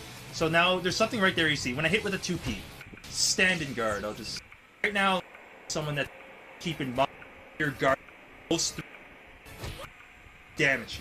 So what you're going to be watching out for are slow lows that provide advantage. You still get the reduced damage, but you see, I'm at +9 when I hit lows. The second form of guard in Dead or Alive or Dead or Alive 6 is simply holding back. Alright, so if you're coming over from just hold it, so have the block low, you hold the thing. This, well, aside from so back is 4, down back is 1, same thing. This, well, aside from the major difference is that this creeps back, but now I can still block lows, mids will still hit me, and I will avoid high, so back. And if you do down back, then you end up creeping back here. I personally prefer using the guard button. Like, the main point of just using this guard is, I guess, it's just for people that are used to it, and so you can still end up doing that.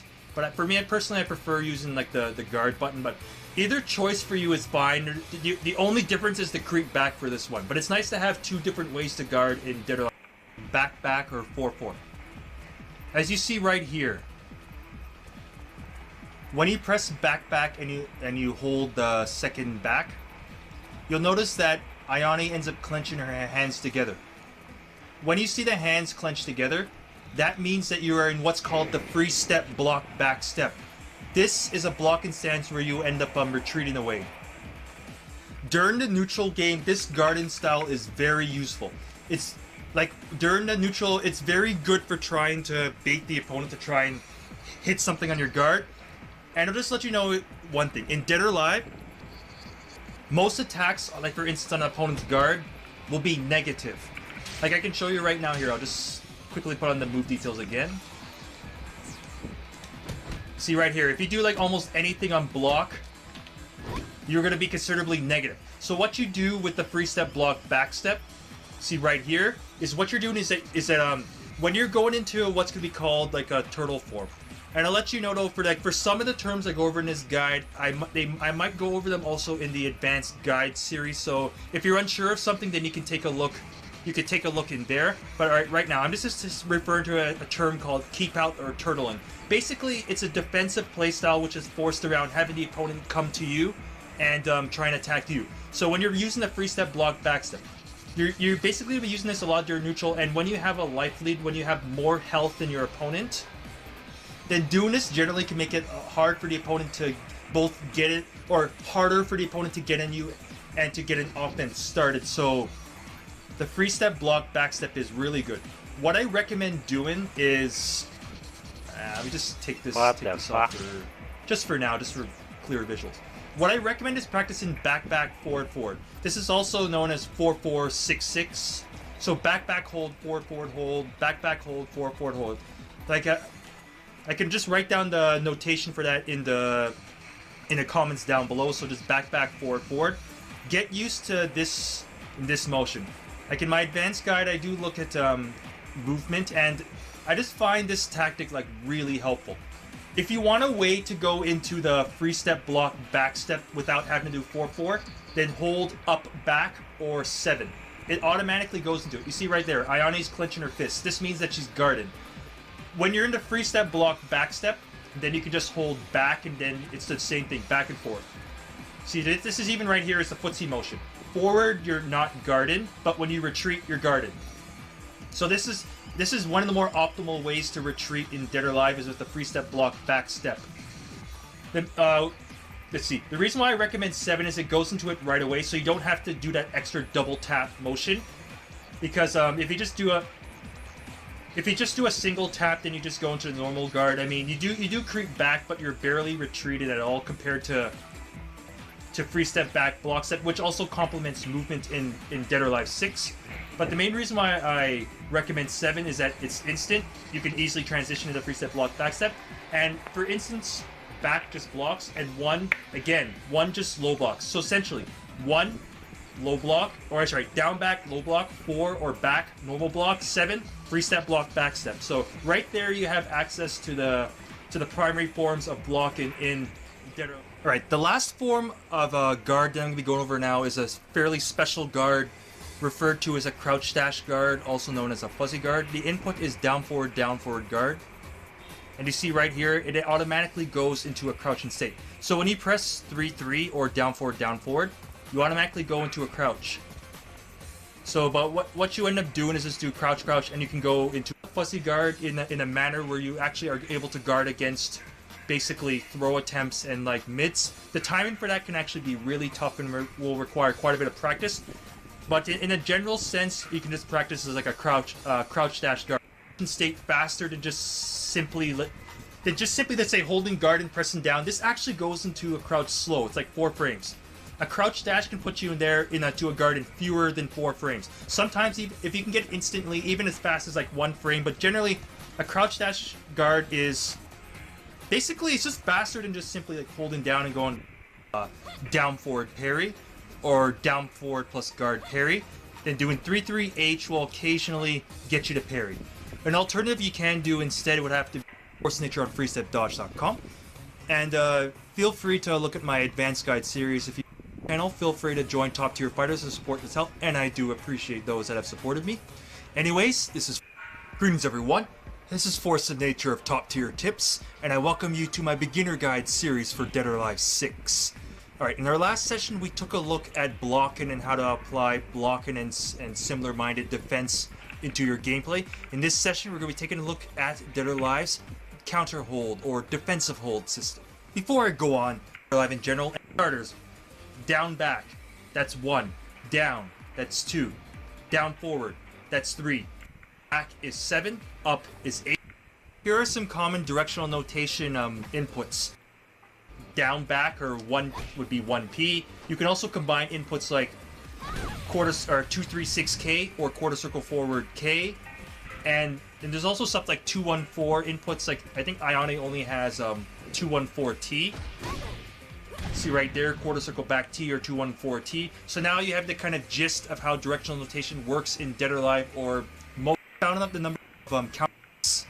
Hold catches all mid kicks, and 1H. This is the low hold, catches all low punches, and your gameplay is if you know what kind of response the opponent's gonna do.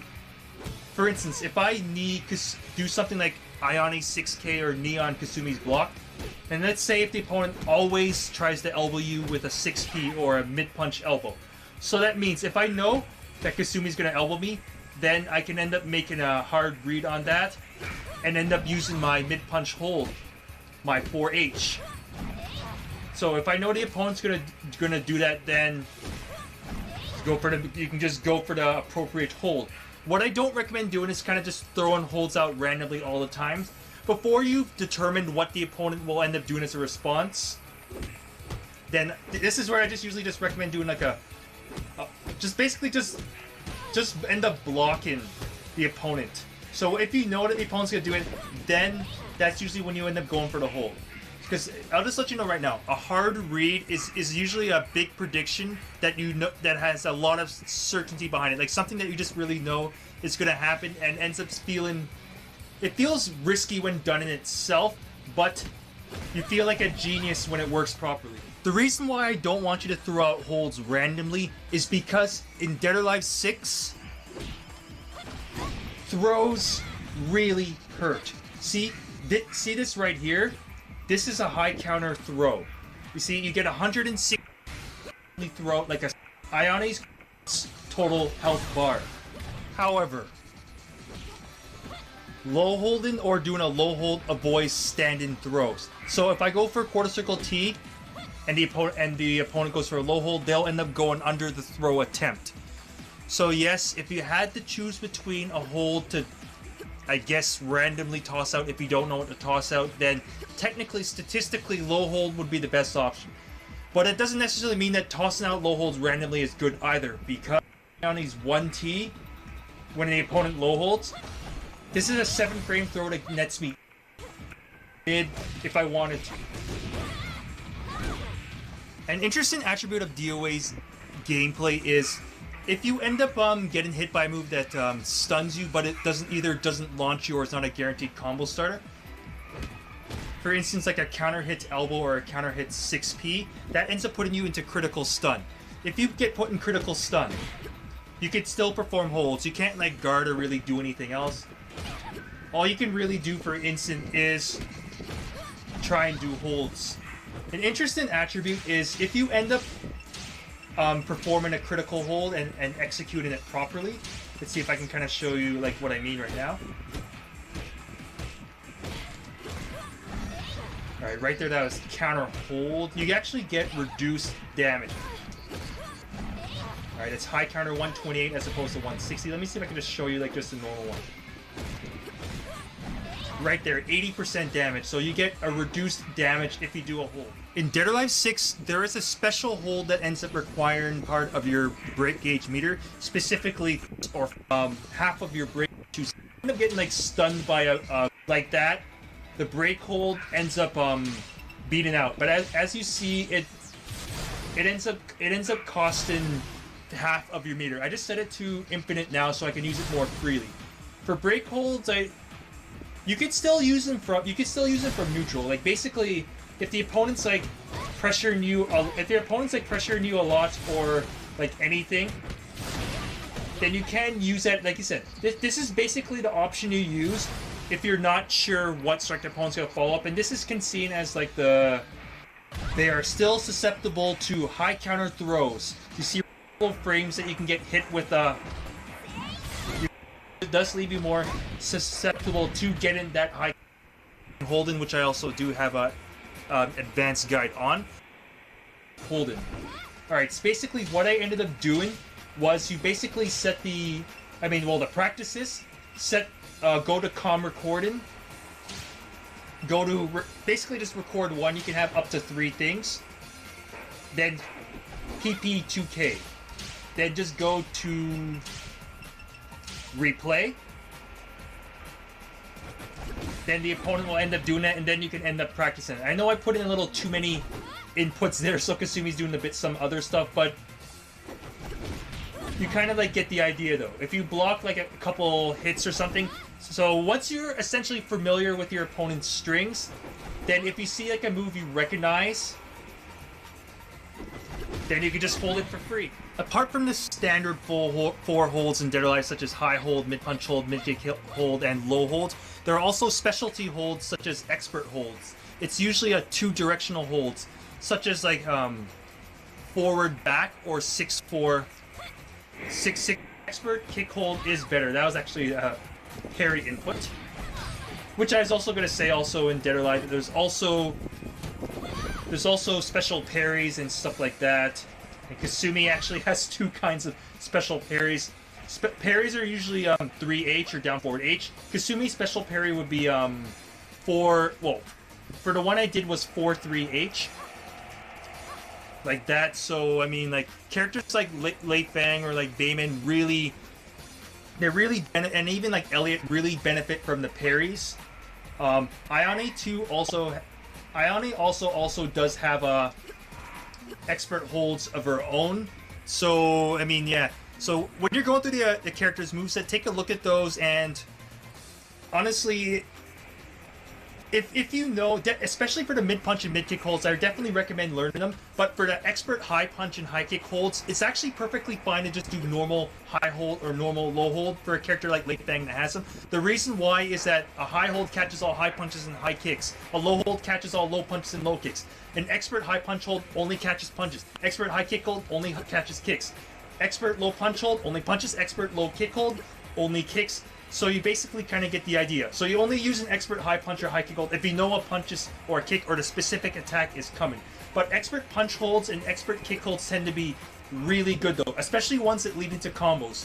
Ones though, like kind of like I think like Hitomi's expert punch hold and some other characters like even like well, to a lesser extent Tina, but someone like catches all mid punches and mid kicks. So what it's it's basically a blanket option. A blanket option means that it covers, well, multiple options. Smaller window, you can beat out 2 options. As for high parries, just honestly don't bother them. High holds are already a lot better than high parries, so just don't bother them. But mid parries can actually be pretty handy.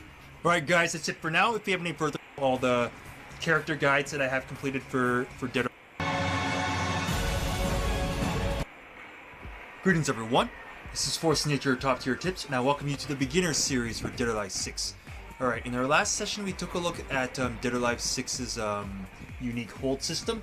In this session, we're going to be looking at how throws operate in Dead or Alive 6. Throws operate in a pretty unique manner in Dead or Alive or Dead or Alive 6, but before I get into that, I just want to go over Dead or Alive's triangle system just to make sure that we're all clear on this kind of stuff. Alright, in Buồn ngủ chẳng có sức làm gì hết. Coi Dead or Alive 6 video or nếu Dead or không Alive có thấy gì game, được thì chắc đi strikes ngủ luôn beat quá. out throws, which would beat out holds, which would beat out strikes. Quá mệt. With those triangle system priorities Nóng mà tới mấy cái khớp nó nhức luôn. Nóng mà nhức khớp luôn, nhức răng luôn. in mind. So, if you basically use the correct technique to beat out what would be the, I guess, the inferior technique, then you'll end up getting this. So, for instance, if you end up striking someone who tries to go for a throw, you'll get a high counter strike. A high counter strike ends up dealing 160% damage. So, instead of doing a 10 damage jab, it will become a 60 damage jab, and I get a plus 35 stun in this instance. If you end up using nửa tiếng, một tiếng gì a throw to beat out a hold attempt, then you'll get this. This is a high counter throw. High counter throw ends up dealing, well, again, 160% damage. So a 62 damage throw becomes a 98 damage throw for punishing a hold attempt. And the last one is, well, basically is a high counter hold. This one's a little weird. It's the equivalent of like a kind of like a just frame hold, even where you have like a small window, like only 3 frames to hit a strike right before it hits you. Then you would get a high counter like defensive strike. I set it to just high counter just to show you, like right there. So if you get it at the last moment, that's how much damage you do get. Your hold would end up getting 160% damage, so you end up getting, I would end up getting like 83 damage in that case for getting a high counter defensive hold, which is quite a lot of damage for a hold. Alright, why not? While I'm at it, I'll just go over counter stuff right now. Alright, so counter status is usually what you get for just simply beating out someone who is going for the same technique as you. So this is just simply this is just simply speed priority. Whatever attack hits first, they'll get granted the counter damage. Alright, so here's a counter strike. So your strike connected before the opponent's strike. Counter throws. These counter throws get, well, they connect and you get a counter throw if you hit someone who's doing a sidestep, or if you just simply throw before they throw, you'll get counter throw. Defensive hold is a little weird. It's similar to like how counter defensive hold. It's just simply based on the timing. So it's a timing that's not as good as high counter hold timing, but it's better than just than the slowest timing for hitting your hold, for instance. All right, now back to Dead or Alive 6's throw game. I'll level with you right now that Dead or Alive 6 has a crap ton of throws in it compared to other 3D fighters, and the way how the throw game operates in Dead or Alive or Dead or Alive 6 is completely different to, or is almost completely different to other 3D fighters. One huge aspect that it will differ is that there's no universal throw speed. In the sense that in other 3D fighters, there's basically just one primary different speed. Speed will usually serve some sort of different purpose. The first throw we're going to be looking at is your 5-frame neutral throw. 45 damage throw. And you want to just sneak in. The thing is that neutral throws can be broken. Like for instance, that right there is a throw break. So yeah, neutral throws can be broken. Now we're going to look at a 7-frame throw, such as a forward throw or a 6T. Alright, these throws deal a little bit more damage than a neutral 50 damage, so yeah. The thing is that, similar to a 5-frame throw, both 5 frames and 7-frame throws are unreactable. The biggest difference is that a 7-frame throw cannot be broken. So 7-frame throws are unreactable and unbreakable, so that's really dangerous. Another thing I like about 7-frame throws is they have more range. For instance, 6T with Ayani that goes 1.6 meters. That's really good for a 7-frame throw. If you were to do a neutral throw, it only goes 1.5 meters. The main reason I want you to keep that in mind is that if you end up, for instance, if you end up like blocking something that like pushes back a bit, a neutral throw might end up whiffing, whereas a forward throw wouldn't in that instance. With the 7-frame throw being unbreakable, the good thing about that is if you block something that is -8 or worse, then a 7-frame throw would be a guaranteed throw punish. Because with the way how frames work in Dead or Alive, you have to add one extra frame for... You have to want one extra frame from the displayed frame data for punishment. So, For a 7 frame, you did have to add 1, which would be 8. And for strike punishment, you would have to add 2. In order to punish, for instance, minus 12, then a 10 frame jab or faster would be required. A 10 frame throw serves almost the same purpose as a 7 frame throw. It's just that it's 3 frames slower and deals even more damage. Basically, you're using a 10 frame throw for the same principle as like a 7 frame throw. If the opponent, or I should say, if you block something that is minus 11 or worse, including even Ione's 236K, you could still punish it with a 10 frame throw. So you basically get the more damage. Occasionally, 10 frame throws can go further than 6Ts, but in general, 7 frame and 10 frame throws tend to be relatively similar range. It just varies based on character. So for a 10 frame throw, I mean, 10 frames, it's still considered unreactable, but like a 5 frame and 7 frame cannot be reacted to at all, where a 10 frame is you're getting slightly closer to, I guess, somewhat potentially reactable, but for the most part, no one's really reacting to a 10 frame throw, but it is noticeably slower. And now 12 frame throws. These are usually most characters' big bad throw. Here, Ione's 12 frame throw ends up dealing 62 damage, which is a hell of a lot more damage than her 5 frame throw, which only deals 45. The primary purpose of 12 frame throws will be for punishing whiffed hold attempts. As you see right there, you get high counter and you get, in this case, 62 damage turns to 98 damage. So the main purpose of your 12 frame throw is the move to tell your opponent to not mash holds on me, especially for instance if you like end up stunning the opponent or anything like that. You don't want them to be like, you don't want them trying to hold you, so your 12 frame throw on high counter will be a really big deterrent for that. Alright, also let you know that you have to kind of look at what your character's 12 frame throw is. You have to see first off, is it just sheer damage, or in the case of like Ione, she has like a couple 12 frame throws, and this one here can allow her to get in like a combo, for instance. And you can even like set up like a break blow. Alright, so remember that. All characters have a 5 frame throw, a 7 frame throw, a 10 frame throw, and a 12 frame throw. And a lot of characters actually commonly have multiple frame throw, and 7 frame throw, a 10 frame throw, and a 12 frame throw. And a lot of characters actually commonly have multiple throws. Alright, most characters generally only have 1 5 frame throw. Look, Ione has, for instance, 2 7 frame throws, 2 10 frame throws, and 2 12 frame throws. See, with Ione's throw game, it's kind of interesting. Alright, I'll just use her as an example. Alright, so her forward throw chucks the opponent forward. Her 4T knocks the opponent away, so you end up changing positions. Like this throw ends up tossing the opponent away, and you can move, and then you can kind of move in her back turned. And 6T is just her kind of like run and throw move. And of course, she has a damaged 12 frame throw and a reset 12 frame throw. If you have a good 12 frame throw that can like kind of reset or can set up combos or stuns or anything, use these ones as tick. Sorry, not that. Use them as like tick throws. Like this throw is basically to punish whipped holds, but this throw, for instance, doesn't do any damage on high counter. So this one will be solely to punish an opponent that's blocked. Alright, but while I'm at it, I'll just say right now, throws serve 3 purposes in Dead or Alive 6. The first purpose is to punish someone for blocking. So you're either going to be using your 5 frame throw as a quick tick throw. If you want to make sure you're within range, or if you want to make sure the throw doesn't get broken, use your 7 frame throw. And if you know the opponent's going to be standing there blocking, then use your 12 frame throw that can set up. It is either a reset throw, can set up the stun game, or can set up combos. The second purpose of throws is to punish whiffed holds. So, throw attempt. The main thing about that is, I mean, not only do, of course, strikes get 160% damage for a high counter strike, strikes never lose the throws, like, basically ever. is -12, so then you can get in a free throw.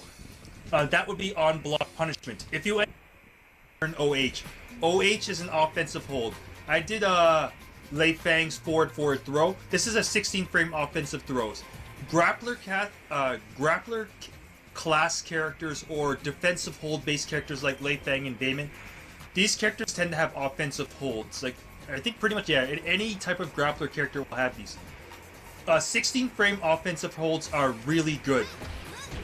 At 16 frames, that's pretty hard to react to.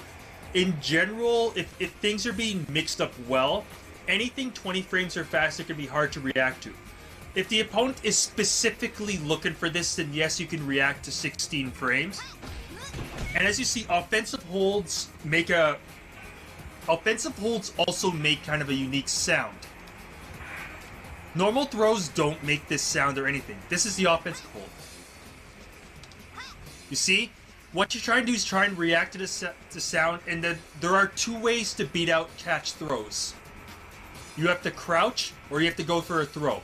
The purpose of a catch throw is it's a throw that can beat out the onset of strikes moves. It also beats out whipped holds, it beats out blocking. I mean, offensive holds beat out a lot of stuff. Blocking, holds, and strikes. So to beat out an offensive hold, you basically have your only option is to go for a throw. So for instance, let's say I'll have the opponent just do throws just for example.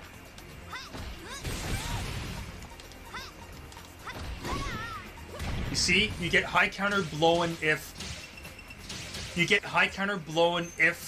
a throw connects on an offensive hold. That's the only way you can get high counter against the offensive hold. A nice thing also about an offensive hold is that if an offensive hold beats out a strike, then it will end up receiving.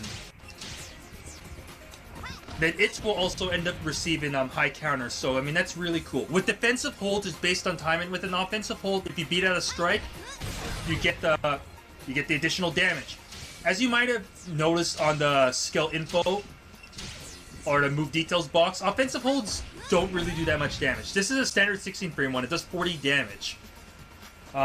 Lei Fang has some other ones, but I'll show that just in a little bit. So with offensive holds, they're considerably slower than normal throws, and they do less damage than like what even a 5 frame throw would do. But the ability to beat out strikes, to beat out someone that's blocking, when 6/6Ts are really good when you think someone's gonna block, because if they try and push a button the last second to beat out what looks like a throw, it won't work, and they'll get high counter offensive held for that, which is really good. And of course, anytime you think the opponent's gonna like whip a hold or something, it's just offensive holds are really safe options to throw. Because to beat out an offensive hold with a throw just feels it just feels very unintuitive. So the opponent needs to like specifically pay attention to it or know the matchup in order to beat it out. So 6/6T offensive holds can be very abusable. In Dead or Alive 6, there are also combo throws. Right here with Lei Fang's neutral throw, if you look really quickly to the top left, you see a blue sign that says combo throw. During that time, you have to input a certain amount of commands in order to get it. Like, you can end up checking it in the command list. You see right here, it says T, and the dot indicates what commands you have to follow with.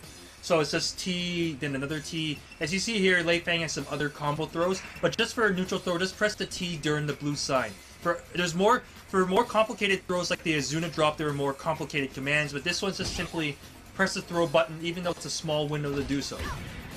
And that's the follow-up. That's our full neutral throw. This is a unique case because if I don't finish the throw, I leave myself at +3, then I can frame trap with like 3k, for instance, with Lei Fang. But generally, if you just want the damage, just complete the throw and take the 45 or there. Combo throws also apply to offensive holds. For instance, with Lei Fang is her quarter circle T. Same thing. As I ended up showing you in the command list in a little moment before, you see right here, the quarter circle T, there are 2 different follow-ups that you can end up doing with it. Same thing. You'll see combo hold. That's the same thing as combo throw. So just press the throw button during that and just do the correct commands. and you can end up like doing like the follow-up right there. So like with a character like Mila, for instance, you have to, for her combo throws, you really want to try and get down the timing, because with these type of combo holds or combo throws, if the opponent presses the throw button, well, basically before you, but within the right time, then they'll break from the throw. There are some exceptions where characters like Lisa's Deja Vu throw, or Hayabusa's Izuna drop, like those kind of throws are unbreakable combo throws, so you can go for it every time. But with this though, you have to get it in. You have to try and get it in faster. The opponent will be able to beat it out. Yeah, I was too slow there, and I kind of messed up. But you kind of like get the idea of that. So in Dead or Alive 6, neutral throws and combo throws are the most common throws to be able to be broken. In Dead or Alive 6, there are also low throws. And if the opponent tries to do a low hold, then you end up getting high counter damage. You see right there, I end up getting 80 damage right there.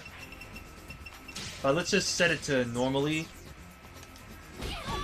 Then I get, alright, 60 damage if I smack Ione into the wall, and 50 damage otherwise. That's a 5-frame low throw. Holds generally don't have, well, except for, I guess, dedicated grapplers, I think, like Tina or Bass. But someone like Lei Fang, and I'm not sure if Damon has, like Lei Fang, for instance, or even Mai, they only have one low throw. The reason why is because they also have a low offensive hold. See, it's 10 frames. They're most commonly 10 frame. They make the sound with Lei Fang's lovely sounding voice. Right there, 10 frames, 30 recovery frames. Low offensive holds are pretty neat because the same thing. They don't lose the strikes. These are really good for beating out like crouching stances. Like Ione's, well, an example would be like Ione's spin-in, Christie's Chikayo stance, like even like Damon's rolls, any kind of like rolling stance or anything like that. So, I mean, this is generally a bit of an underrated tool, I find. Just commonly have two low throws, or a low throw and a low, which is actually pretty awesome for that throw.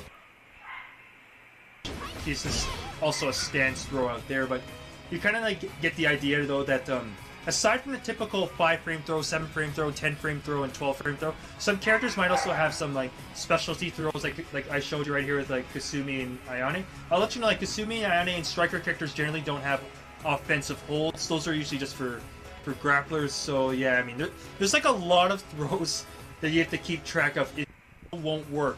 So what you have to do is wait for them to land and do a low throw. So the only way you can beat a jumping offensive hold is to duck, then go for a low throw. So keep that in mind if you see them jumping, so because you can't throw someone in an air state unless they just land right in front of you, of course.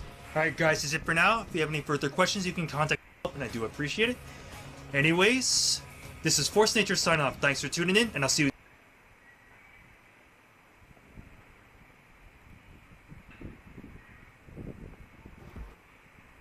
Greetings everyone, this is Force Nature.